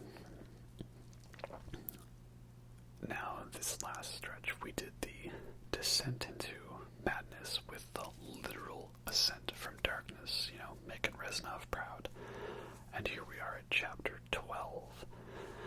And I made the big mistake of thinking that chapter 12 was the last chapter in the game. Because chapter 12, there was 12 chapters in Dead Space 1. But there's 15 chapters in this. And I kept on feeling like, oh, this is the last save point before the final boss, so I've got to spend all my money because it's the end of the game. Nope, it's just a big set piece. Then there's another bit, like, this game really, really pushes the ending back further and further than what you might think it's going to be. And to be fair, I'm okay with that. You really get your story's worth out of it. And I've switched over to this suit because it gives a damage boost to the contact beam. And we're going to get some contact ownage going on. And we're also going to get some ownage of the javelin, or as a former YouTube video gamer Let's Player called it, the Javril Levine. I'm Canadian. I can make that joke, So we got javelin, Javril Levine, and the contact beam, getting the real good heavy-duty one-shot, kill-shot ownage. And here we can see that, oh yeah, Ellie's missing an eye. That's unfortunate. And I thought it was weird that everyone was confused by her having her eye back in Dead Space 3 when you can clearly see it's like not the same color. I'm like, very obviously she's gotten her eye fixed. Like, what years does this take place? Like, what? 23 something, 25 something. Like, it's very far into the future, and you're telling me that you think they can't fix eye transplants or something like that. Like, come on, they got all these fancy mech suits, and they've got space stations on Saturn. Even in space, they got spaceships. Can't do a simple eye transplant, come on. So, got that power core fixed. Went through some cysts for it. Not fun. So we gotta find a new circuit board for it. Alright. Love the banter that they got going on. Once Stross is out of the way, we'll get some fun banter between the two. Alright. Let's see how this contact beam plays out. What exactly is it gonna be like? Well, first you gotta charge it up and boosh. Booyah. Yeah, okay. One shot, one kill. Very nice indeed. But it has quite the slow reload. So, even if you only get one shot ammo for it, one shot's kind of all you need with most enemies, right? And I love what they did with the alt fire for the contact beam. In this game, they made it so that you can upgrade it to give it a stasis effect. And oh man, it's just the best thing you could do, because contact beam's alt fire was already about being able to knock away enemies, and then they gave it the stasis mode, so not only does it knock them away, it also defends you from them by stasising them. Though I don't think it gives you iframes, so if you're gonna get hit by like 6 different enemies, that won't exactly save you from a certain demise, so watch out for that. Oh, just rewire from here. No, nothing. Alright, well, one small hack for man, one giant hack for mankind. Here we go. The hacking segments are fun. Nice little breakup from the games, and lets the devs put in obstacles so that you have to hack a thing after you kill all the enemies. Part of me kind of wonders, did Ellie know that she didn't solve it? And she's just like, yeah, don't question it. So don't stay down there, or you will get chopped up into a bloody mess by all the gears. So come over here and hang out here. I don't know how many enemies there are. I think you're only meant to like kill a few and get on right away, because I sat here for what felt like quite a long time. Just kept killing enemies, but I guess if it's almost an unlimited spawn, it's a good way to pick up goodies, right? Because you just can use the next body into the next one, and there you go, right? By the way, ready for some Driver Levine action? Here we go. Alright. Stasis you, Javelin, fire that, and Explosion. So the Javelin is like, it's a big impaling sort of spike rivet gun. A well-placed shot can insta-kill an enemy and impale it into a wall. So very fun to watch them just go yeeting across a big open area.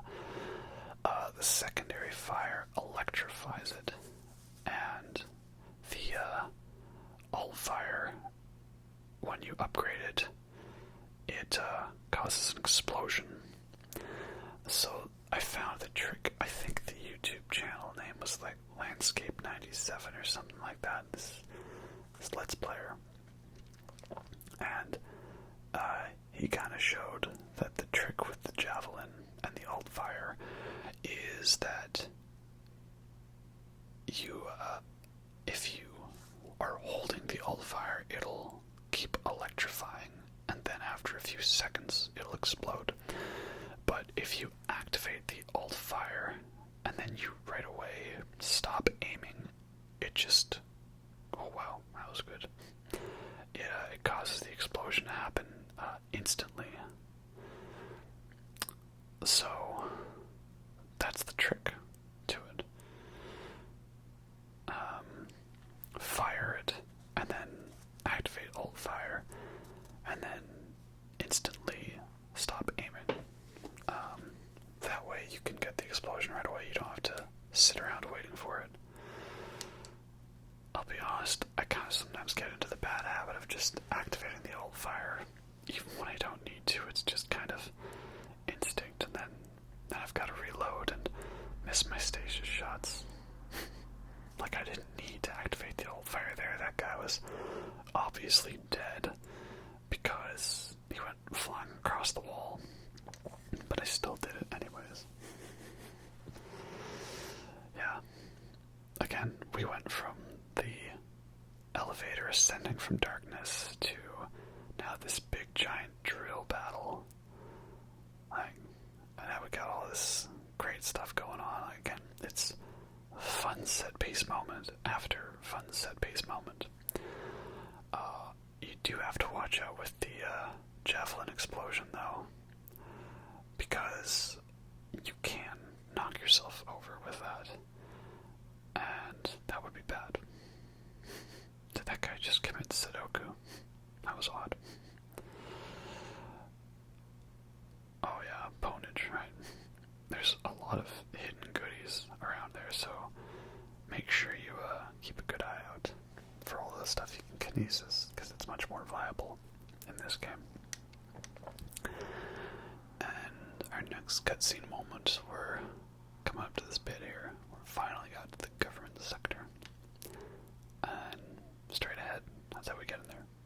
We do have a giant drill, right? Though I do think it's like, oh, come on, Ellie, I can't, like, join you in the cabin or something. We're just gonna do this while I'm on top of this. That doesn't seem like the safe thing to do, but, well, screw it, here we go. And here we go. Finally reached the government sector. Oh, yeah. And this is another part where I kind of thought, like, oh, this is the final hub area before the big end fight.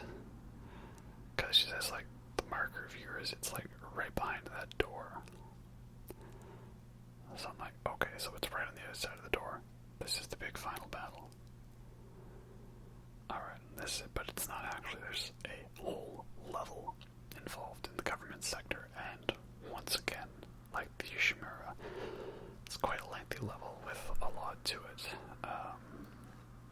Again, this level, they just throw everything at you and completely try to overwhelm you with as much necromorphs as they can.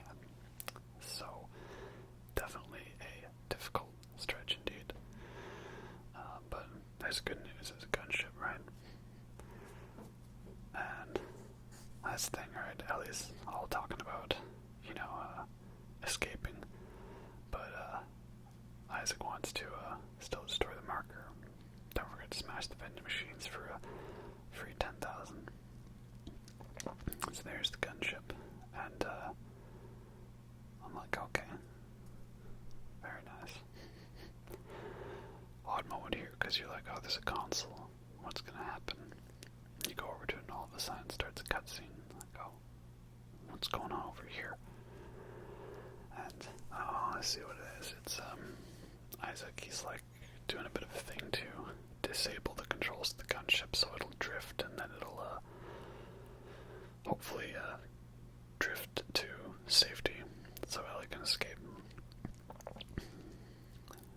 I guess it's probably kind of like how in the Ishimura there was that whole recall system with the shuttlecrafts. Kind of like a deactivate control thing with the gunships. Government sector and all the stuff like that. Again, I also thought was another bit where, oh, she's for sure gonna get totally murdered in a cutscene. But no. But yeah. Oh, that's sad. Has to let her go.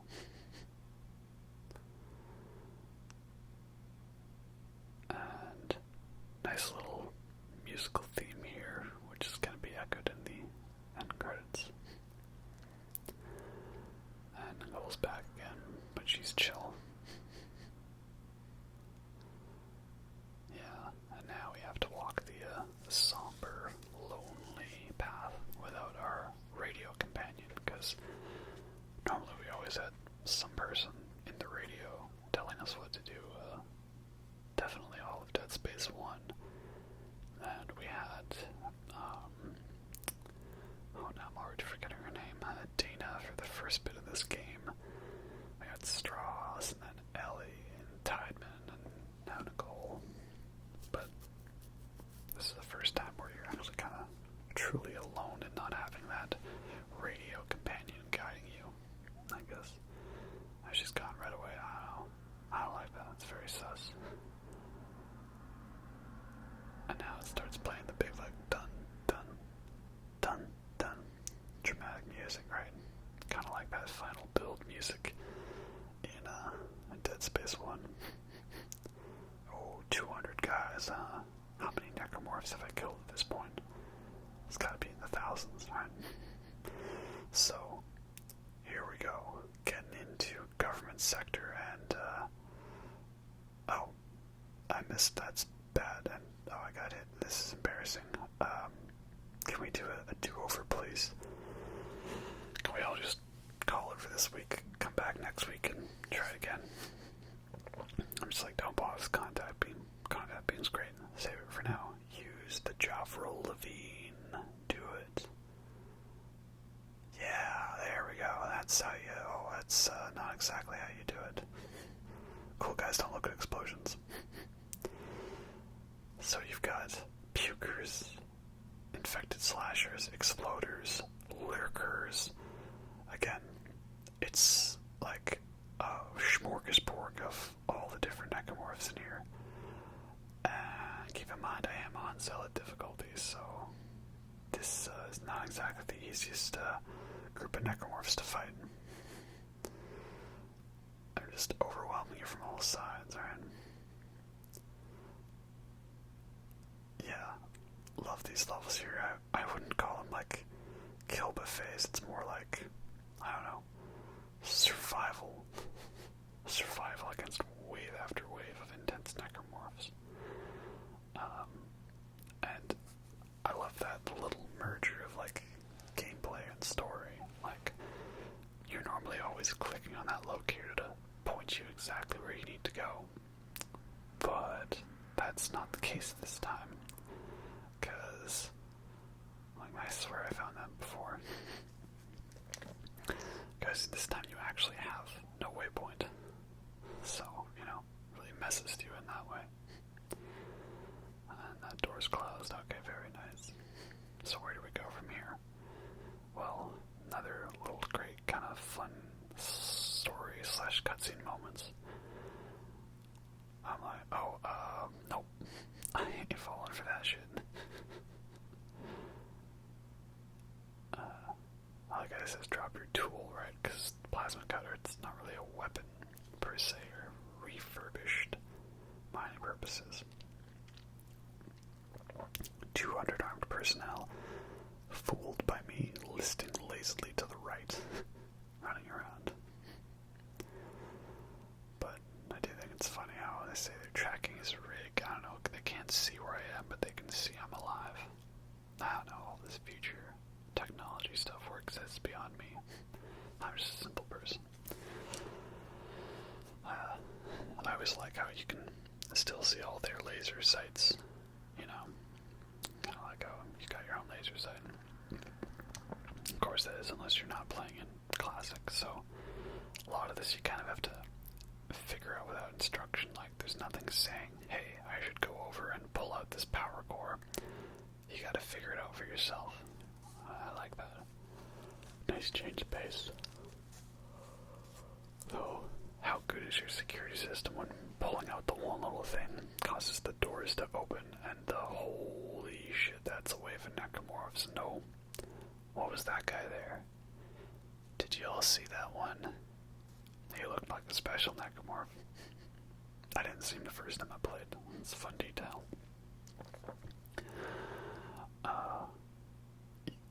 Yeah, that's bad, right? I think that's bad.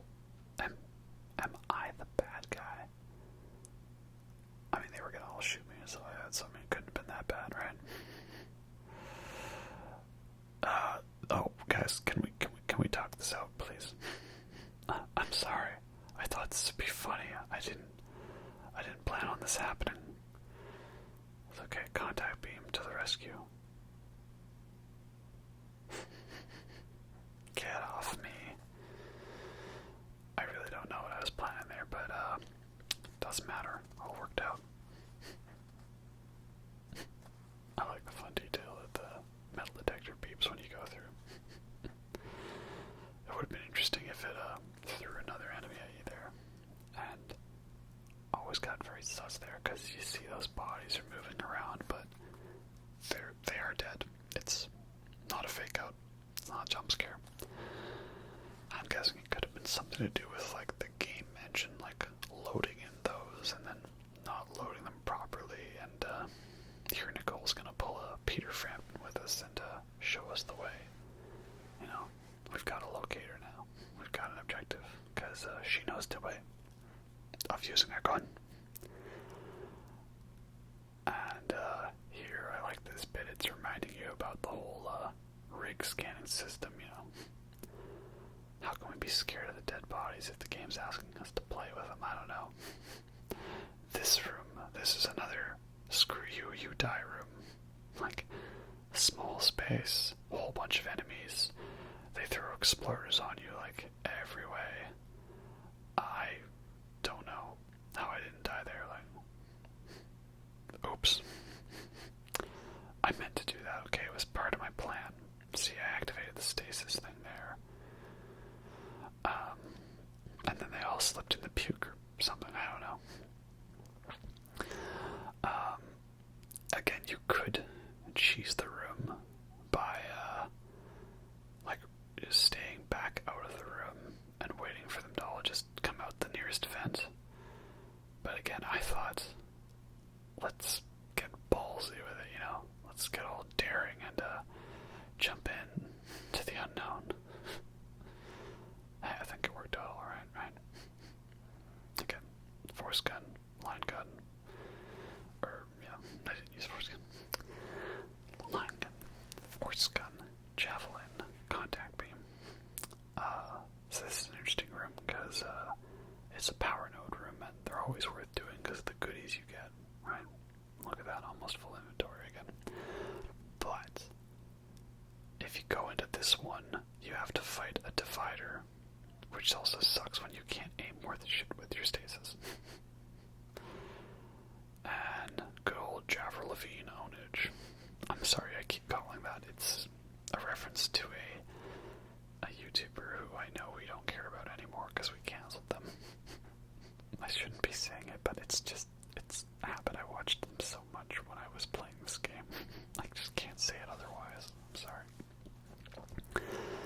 This year it's kind of like your big final battle with the Stalkers. You don't really fight them anytime after this. So, this is kind of it for that round. Oh dear. I mean, he got me, but I got him. Beauty, eh? Yeah, this is a very long level, very long segment. Get out of here with that. Look at that. There's a fake one there, but then a real one there. Get out of here. You had that store that you went to before you opened the bulkhead doors, and then I don't think there's another store until you get to the end of this level, essentially. There's a bench partway through. That's it. So you've got a very long stretch with a whole bunch of really difficult encounters, wide variety of enemies that you're facing, and no store, save point to speak of. There's save points, but not safe points, if you know what I mean. Yeah, all in all, makes for a very intense level and stretch of the game. Maybe perhaps this segment does go on a little long. I find it cute how they trip or they fall asleep, right? It's adorable, even if they're murder babies. Yeah, perhaps it's a bit too lengthy of a segment, but I don't know. I guess that's the point, it's, they're like, hey, why give you a final battle that's, not much at all, when we could, really give you your, game's worth. I also don't know if you have to stasis those, because I didn't really stasis any of those. I still made it through fine, and whoa, did you catch that? I still had health. I could have gone very wrong. Not that I'm on hardcore mode. I've braved that for that platinum trophy already, and it's not something I intend to do anytime soon. So over at here, this is probably the ultimate Doom Eternal kill buffet room. There's a fun detail. I unfortunately forgot to show it to you guys, but it's if you run forward and then look down through the platforms here,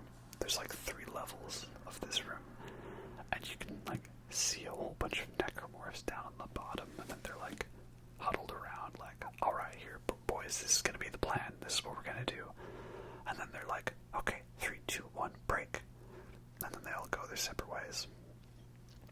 And then I've talked about, like, rooms with a whole bunch of enemies bursting to the brim, and kill buffet rooms, and doom rooms, and everything like that.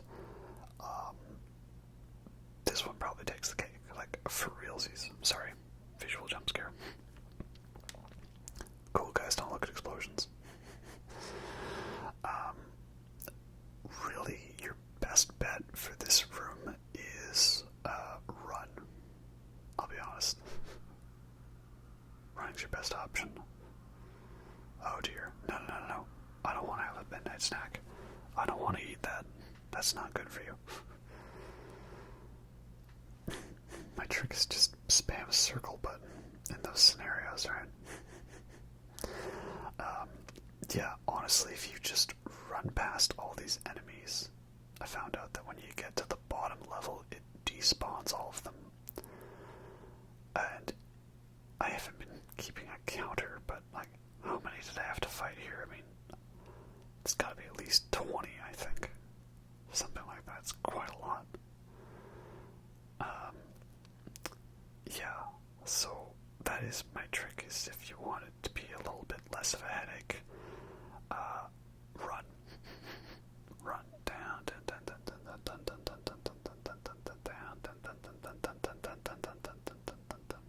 See, look at that, they're still coming. They just don't stop. And then, believe it or not, after this, there's a second floor with an even equal amount of crazy enemies. Right? You wouldn't believe it. So yeah, more. See, look at that. They just don't stop. Part of me kind of wonders if they just keep coming to show you that you just have to run. Okay, are we done now? For realsies? Maybe. I don't know. I got that goodie. Yeah, so there's a whole second floor with a very similar amount of enemies, but even less room to maneuver because it's just like a straight circle. It's not like with the whole figure 8 sort of loop in the middle for you to run around in. So that's my pro tip advice, is just run. Don't even bother. Just run. I was trying to remember, like, does a guy come from behind here? Or is it? Nope, it is here. I'm on to you. I know all your tricks. You can't stop me. I beat Death Stranding on hard mode. Not that that matters, but, you know, it's a fun thing to say. I've always loved the look of the government sector. It's so sleek, as it should be. It definitely is the most high-tech, futuristic out of anything we've seen in Dead Space up to this point, and it makes sense, right? Everything in the world has been evolving along the path that I think it would take. So now, again, an even smaller room to maneuver, and another big kill buffet room. For this video, and for this playthrough, I was determined to see it through in the end. As much as I know some of the cheese strats, the things you can do, I wanted to at least give it a try on the zealot difficulty to show you that no, I'm not just cheesing by using a suit that I got from unlocking a difficulty. I am legitimately playing the game and fighting it. Even if I don't always make the best choices. Get me out. Let me out. Let me out. Yeah, fun times. So anyway, I hope for those of you watching, if you are going to be all judgmental about, oh, like, you played the game, but you didn't play on hardcore, or you played it on zealot, but you didn't do it, like, from scratch with, like, only using the plasma cutter and never reloading the gun and not using melee. I don't know. Hope you're not too judgmental on that. So, the third room is not a whole bunch of enemies. It's just one big enemy, and it's an infected brute. And yeah, maybe he's scary, but he's no match for my javelin fully upgraded, right? Yeah. So, moving on. I didn't show you all these audio logs, but there's some really cool ones about this guy that, like, is reconstructing markers from, like, popsicle sticks or something, or, gorgeous view ahead, right? All the necromorphs in the distance. And about how it's like the marker symbol wants itself to be uncovered, and wants itself to be found and reassembled. And so, finally at the end, he goes to try to destroy all of his work, realizing, like, no, I don't think we're in control here. The markers are using us to develop itself. It's a pretty creepy thought. Here we go. We finally have ourselves a store and a bench. Hallelujah. And this is interesting. From the Overseer, Tiedemann, I'm disappointed in the evacuation decision. Consequences will be dire. That's all. From the Overseer. Who is that? Well, we're never going to find out, unfortunately. Also, if you didn't notice, that room was the room that Tiedemann was, like, mainly hanging out in. You see him running away from that room when he's, like, fall back to the marker chamber. And, yeah, this marker is quite an upgrade from the original, right? As we're talking convergence, well, what is convergence exactly? Well, it's a little something that involves that inception. And, yeah, Isaac was like the best subject because he had the most pure sample of the marker codes in his brain, Stross being the other most pure subject, and that kept him just in stasis and under suppression and stuff so that the marker signal didn't manifest and cause his crazy dementia like what happened to Stross.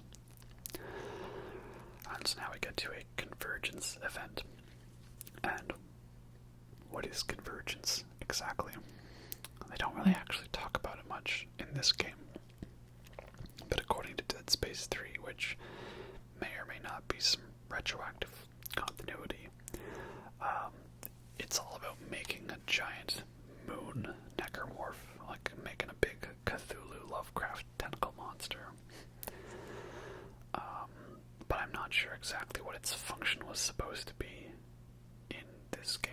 I gotta be honest, as many times as I've played it, I accept it as being part of Dead Space 3, but what was the intention before Dead Space 3? And you knew stuff was gonna go down when, like, the cutscene finished, but Isaac didn't put his helmet back on, right?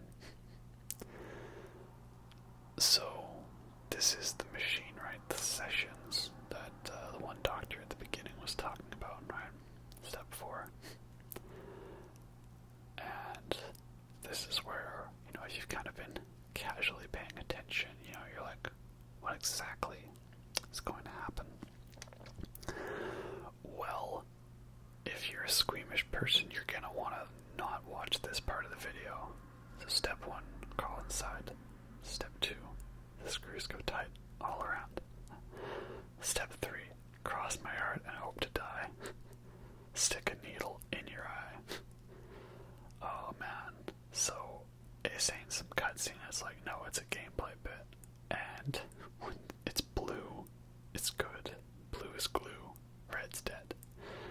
So you gotta, like, position the needle so it goes into Isaac's eye without killing him. And I'm not gonna show you what it looks like when you mess it up, but man, dear God, is this an effective body horror segment, right? Again, all the great set piece moments. And definitely one of the most tense bits, because, like, you get down to the pinpoint precision, and, one mess up and that's it, it's over. But there is the little distance meter to kind of tell you how close you are. And there you go, we did it. But, still not a really pleasant image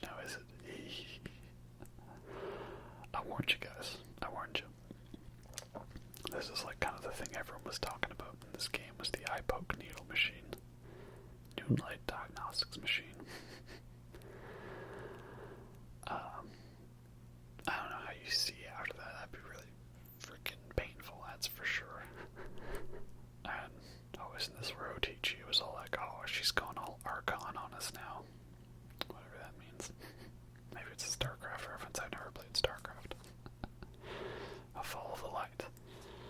There's your other first clue. Something that, no, you don't follow the light. You never follow the light. That's a bad idea, Isaac. Bad idea. Bad idea. So at this point, you're kind of like, alright, well, gotta go through the door. What do I do now? And, that's an ominous roar. What exactly is it? Oh, hello, it's you. You look tough, but you're no match for good old Plasma Cutter, right? Right. And this is where you realize, oh dear. It's a Regenerator. God dang it. They did a good job of keeping him out of the game for a while, right? But nope, he's back. And I'm like, can the contact beam do anything to him? What if I do that? Well, I don't know, it takes a while, so it's not very effective, but it does stasis him, so that's good. So, yeah, now you've got to, quickly hack the door open while the Regenerator is regenerating, but, they gave you a stasis recharge there, so that was nice of them. So, yeah, let's go, let's get going. One thing that is unfortunate is you're actually safe for a lot of these segments, but the game doesn't tell you that, so no. Gorgeous view ahead. I always just run. Just run. It's, again, keeps building that intensity a lot. Just when you think you've hit the apex and the peak, it peaks again. So well done. Reminds me of Nier Automata when you think that game has hit a crazy intense point, it just does another one for you. Wonderful. I was mentioning about this Overseer guy. You find some audio logs from someone who I think might be the Overseer. It's weird, they've got some procedure that you're not allowed to evacuate in the event of a breach, and I guess that's because it's kind of like, well, all hands on deck, we're in it to the end. And that's where I'm like, oh my god, really? You've got to be kidding me. Another one of those damn, error rig, you're not authorized through. So you gotta grab the body here, and, grab that through, and there was an audio log there that I wanted to read, but I'm like, I don't know if we really got time for that right now. I'm a little busy, and this guy's got friends. Audio log. Play the audio log. There we go. But then the problem is that I think I was spamming heal, which is the button to get rid of the audio log, so it didn't matter anyways. Get out of here. Alright, Tars. Stop messing around and get on with throwing bodies across the room. Alright. Yeah, I know I'm not authorized. Alright, let the bodies hit the floor. Let the bodies hit the floor. Let the bodies hit the floor. There we go. Beautifully illustrated. Though I shouldn't be wasting contact ammo on this guy. As much as I like contact beam, it's actually not what you want to be using for this fight. Java Levine is the way to go. So the Overseer is, you realize Tiedemann's not actually the main head-up guy, right? He only answers to someone else. And I think the Overseer is the one who we hear in the post-credits scene, perhaps. Not sure. They definitely had some kind of a plan with there being a higher-up person. also love this little moment that, like, the elevator takes forever to open. I definitely think it was intentional. Funny enough, only I would go back to make sure I get the goodies. Because you see how long it takes here. It's not nearly as long, but it's a long wait. I feel like that was an intentional sort of like, come on, hurry up sort of thing. Like, this level has some of those despicably evil moments, like this one where you think you're safe and, oh no, there's a bunch of infectors all hanging out there. And then the hunter's back again after they've all been infected, so, here's kind of where I just decided, I'm just running, no. I don't need to deal with all you guys. You have a good day, sir. Yeah, that's it. You want a piece of me? Alright. Y'all have yourselves a good day. Let's carry on. We get another 0G segment and some more, like, weird equipments of sorts,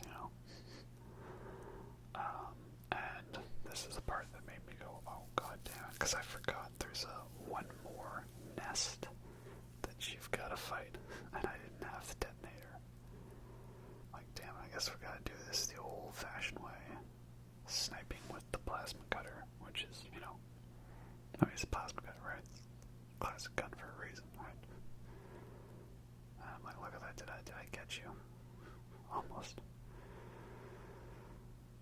You just gotta watch out, because if you get hit by the little pod thingies that it shoots out, then that's gonna potentially knock you back into these, like, energy beams.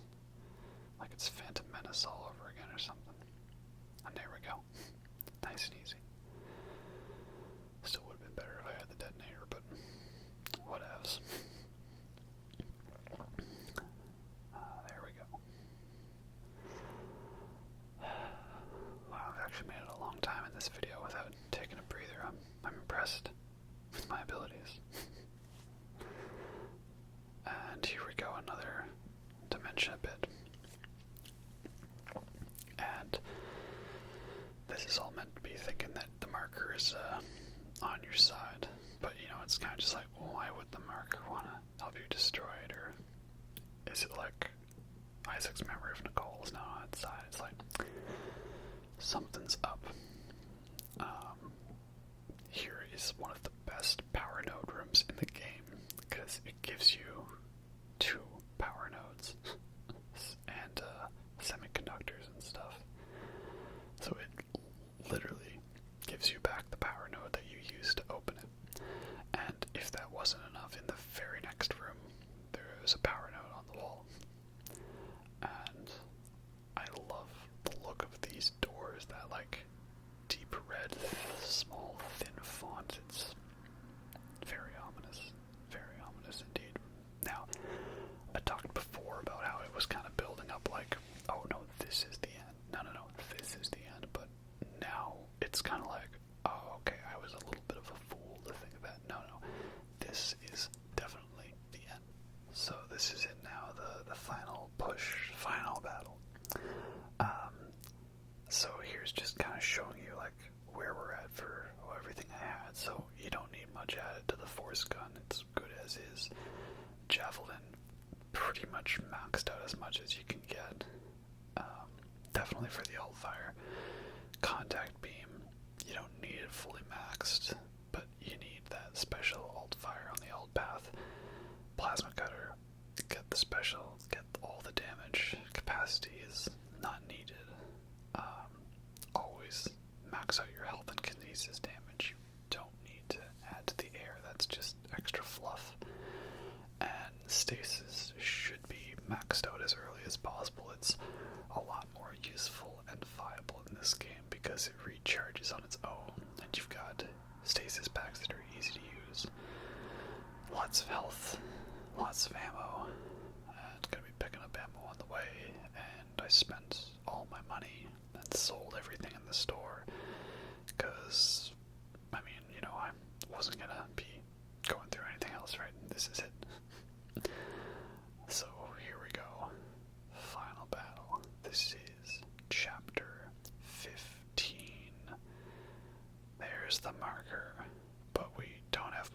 to admire that view, because we're about to get attacked. And already my final battle is going swimmingly, right? Oh dear. Yeah. Darn leapers. Always know exactly the perfect time to strike, and wow, this is really bad. I swear I'm good at this game. Funny enough, on my first playthrough I kinda screwed myself over because I made the rookie mistake of not having multiple saves, and I saved after this run and gun segment, but with like no health packs. And oh dear, look who's back. And I got by the puke.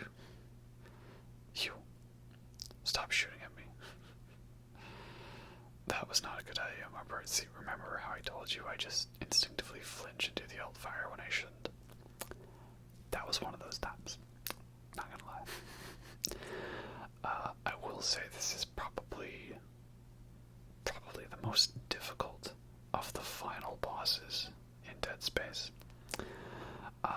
Because Dead Space 1 gave you like a big prep room right before the actual final boss. This one makes you run from an invincible enemy, throws a whole bunch of enemies at you still in a new environment you haven't been in, and you have to fight a final boss at the end of it. And that final boss is not really based around dismemberment, it's based around crowd control, which I mean, I do love this game, it's my favorite game, but I do think that's a little unfair in that, wow, I'm panicking now, aren't I? Can you not? Yeah, you don't even need to bother killing everything, right? Just run. It's a little annoying that a game that's all about dismemberment and stuff, the final battle it throws at you is, oh, he was going for a ride, I guess. The final battle it throws at you is all about crowd control and fighting the pack, so it's more better if you have the force gun or a crowd control gun. Like, if you only have the plasma cutter or the line gun, it's not really suited for that final boss battle, right? You'll see what I mean when we get to it. Oh dear. See what I mean? It's just absolute chaos. Absolute insanity. But I love it. Okay. I'm trying to, like, fight the enemies and get all the goodies, but like I've said before, best thing to do, run. Dun, dun, dun, dun, dun, dun, dun, dun, dun, dun. And then they get even more diabolically evil by, like, throwing kinesis, or, like, throwing items in your way, so you have to kinesis them out of the way. And then enemies that randomly jump you after the side of the door, jump scare. He was prepared. He was waiting for that his whole life, wasn't he now? And now his life's over. Look at that, there's this guy here, this guy there, this guy there, everywhere. More. Oh dear. And I'm like, you know, this actually is not really my best run of getting through here without taking damage. But once you get to this room, you're actually safe for a bit, despite what you might think. So I'm like, okay, not the greatest ammo situation, but I think we can manage. I've survived worse. And here we get an interesting text log from Tiedemann. It's interesting, right? They say the marker influenced his decisions, but he didn't. Titan Station was a dead husk before I breathed it back into life. It's the only hope that remains for mankind. We've relied on destructive planet cracking for far too long, and now we can no longer sustain ourselves. Right? The marker was the perfect energy source. Clean, unlimited energy. Instead of planet cracking. There it is, we're almost there. This is your final save point before the end. And what I'm gonna do here is, you're normally just supposed to run, but I'm gonna show you a way you can actually kill the Ubermorph, sort of. You can glitch him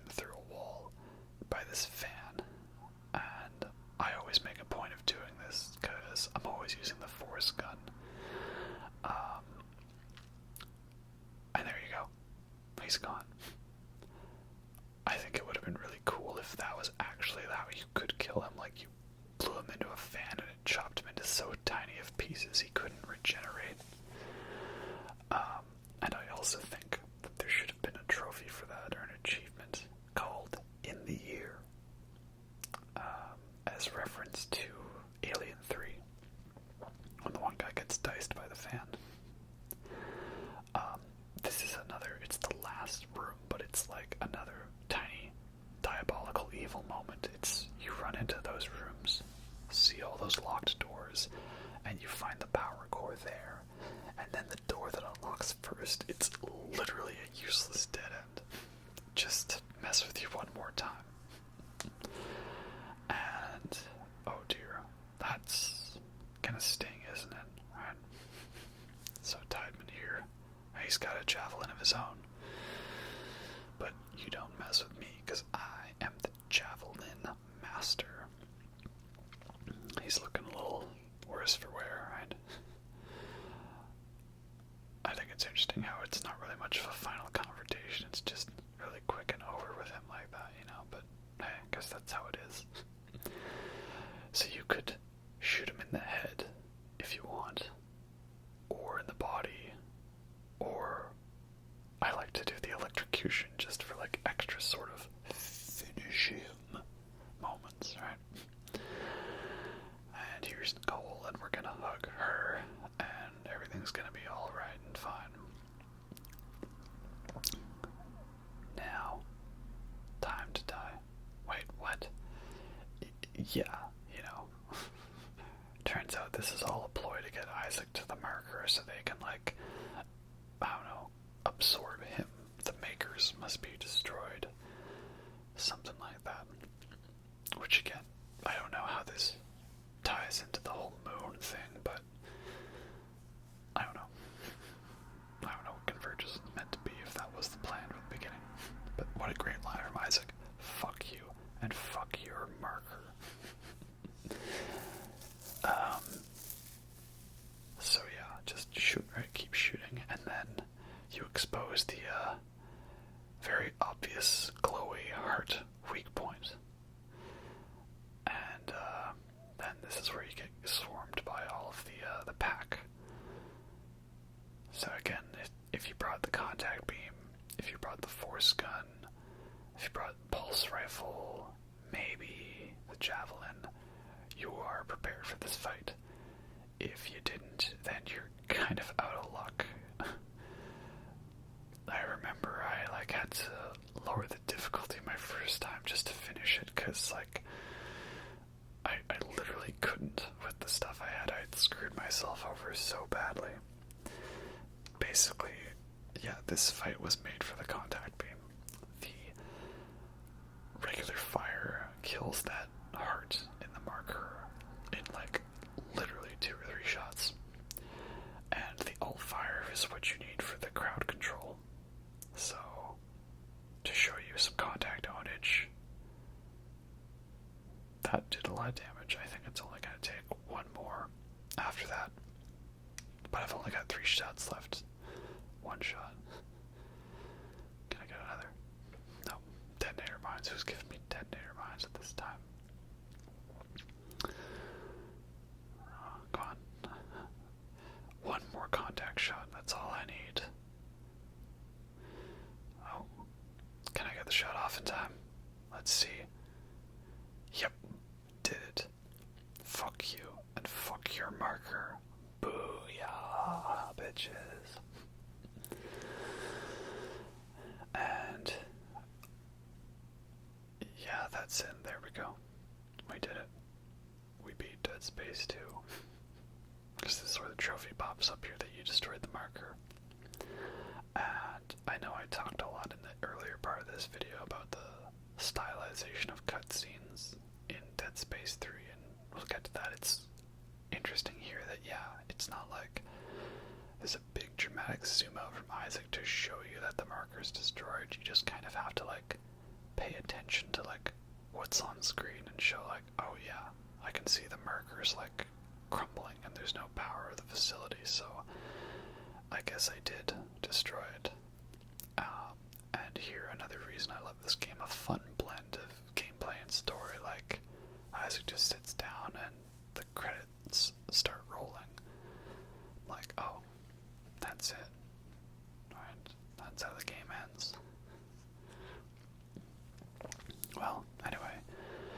was fun talking to you guys. Hope you all enjoyed the video, and I'll catch you next time. Have a good... Oh, never mind then. Such a great moment, right? Literally cuts off the credits, mid-credits, and Ellie's hacked her way into the gunship and she's come back to save him. And this is the thing, like, Ellie comes back for Isaac in this game, but she doesn't. Dead Space 3, and he makes a point, like, don't come back for me this time. I'm like, bullshit. This Ellie in Dead Space 2 would always come back to save Isaac. And just when you thought that final stretch was badass, you couldn't get any more badass, now we're just like, you know what? Let's just end it on one more awesome Iron Man section, right? Again, they didn't overdo them in this game. They used the perfect amount, just 2 of them. Nice and simple, right? And of course, can't forget one final QuickTime event, right? Man, that autopilot was pretty good to steer our way out of that. And look closely, because this is all you get of the big explosion. There you go. Nice aliens moment, escape from the big facility as it explodes. There we go. Very nice. Very nice indeed. And this is just a moment that's such another fun way to end the game. It's a reference to Dead Space 1, where it was like the same thing, like Isaac's just chilling and like, alright, time to relax, and that's it, it's over. But then all of a sudden there's that look of realization on his face, like, wait a minute, this seems familiar. Oh no, don't you do this to me again. This better not happen again.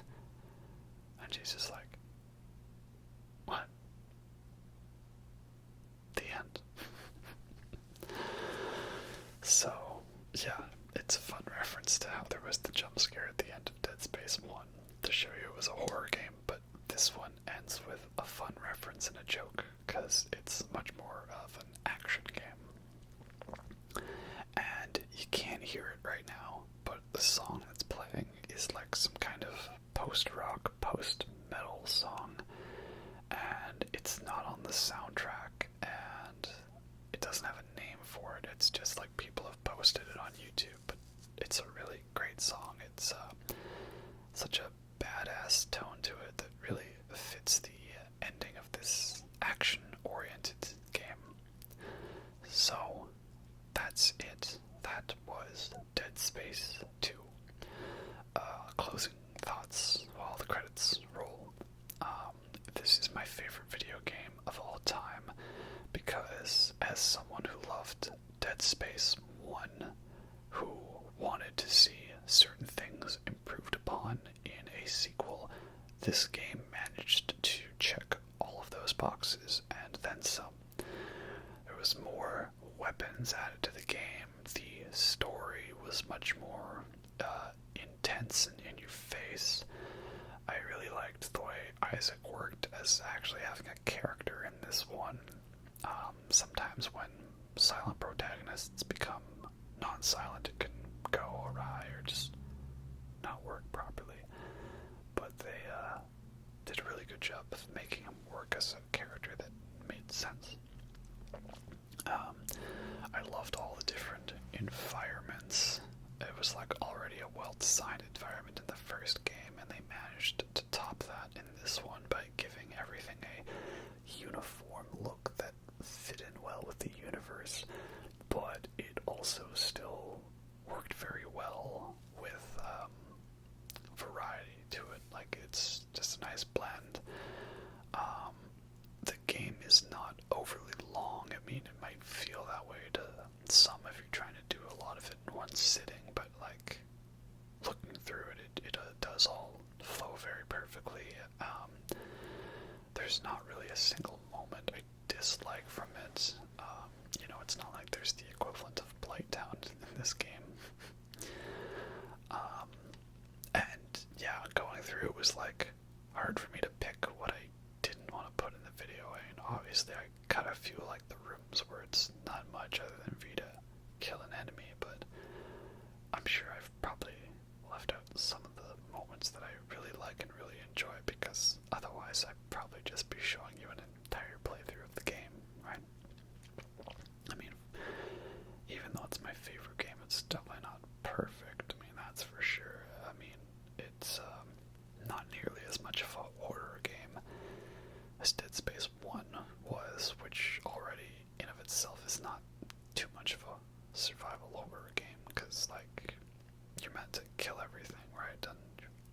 It's not like resources are as scarce as something like Resident Evil, where you're expected to not kill every enemy and be selective with what you're doing and run past certain enemies, right?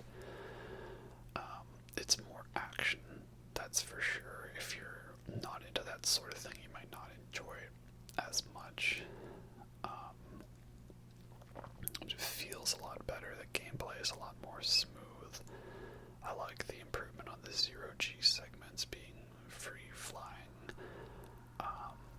and they didn't overdo it.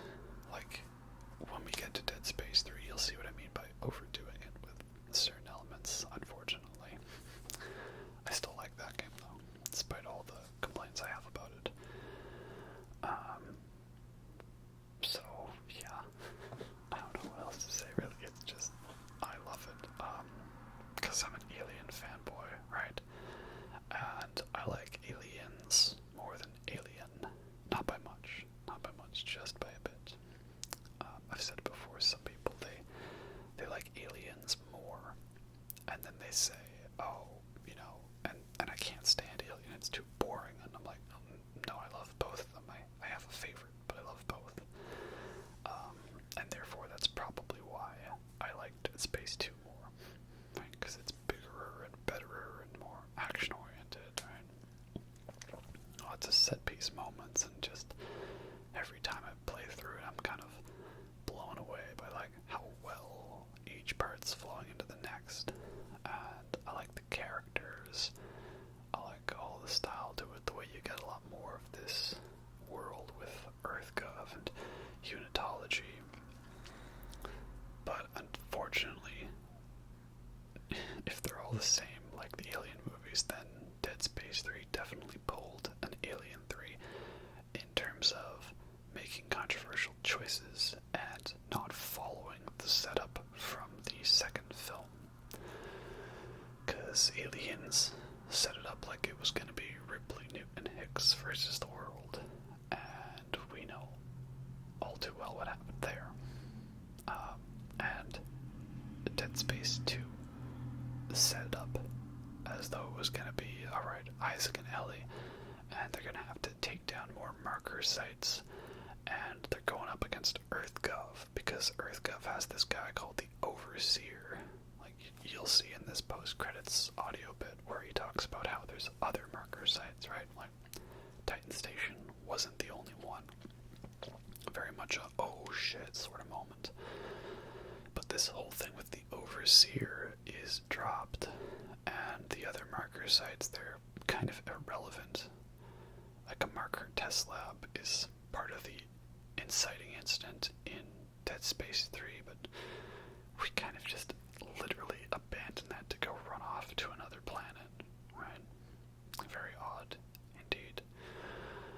It also drops the whole Dead Space Extraction storyline, because I'm going to do a bit of a shorter video for the DLC for Dead Space 2, Dead Space Severed. I felt it was important to keep it separate from this video, because that's not Isaac's story, it's Gabe Weller's story, and Lexine Murdoch's story. But it won't be as long or in-depth as the main video. But that one also ended on a cliffhanger of like what could happen. You'll see what I mean when we get to that one. And again, it goes nowhere, unfortunately, right? So it is a shame to see all this setup and plot threads not go anywhere, and just like Mass Effect 3, making comparisons how Mass Effect and Dead Space are very similar.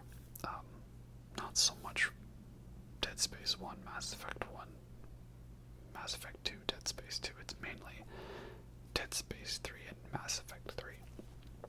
You'll see what I mean when we get to them. Though it is fun noting that my favorite of those trilogies is the second one. I like Mass Effect 2 the most, and I like Dead Space 2 the most.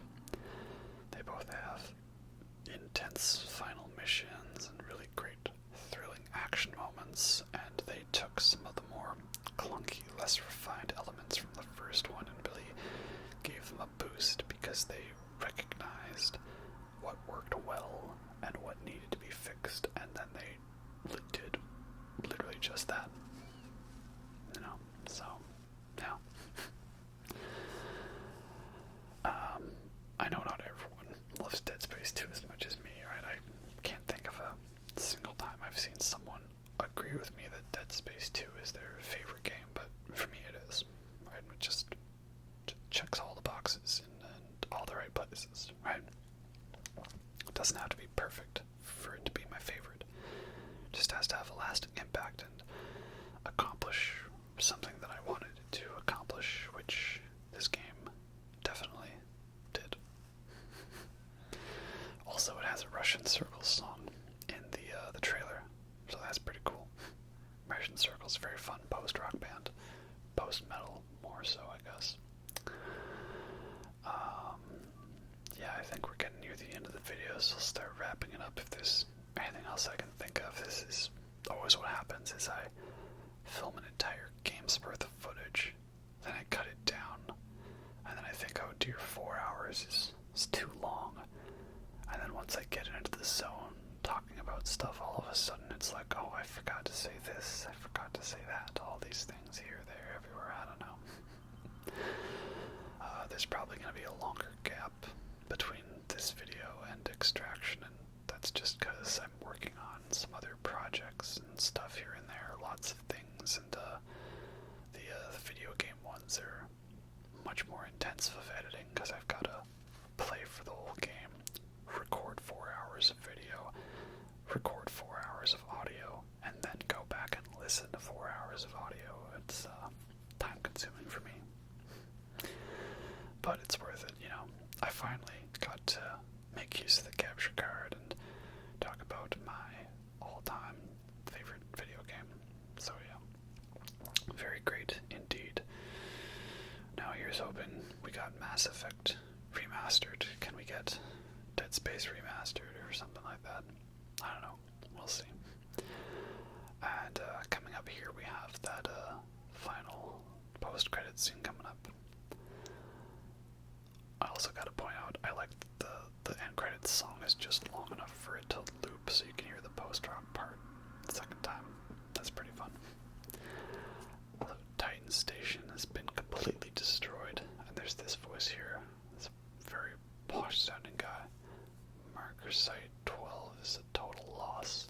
Pity. Recall all flights and return to base. The sides will have to pick up the pieces. Oh, there's other marker labs. Oh, what could it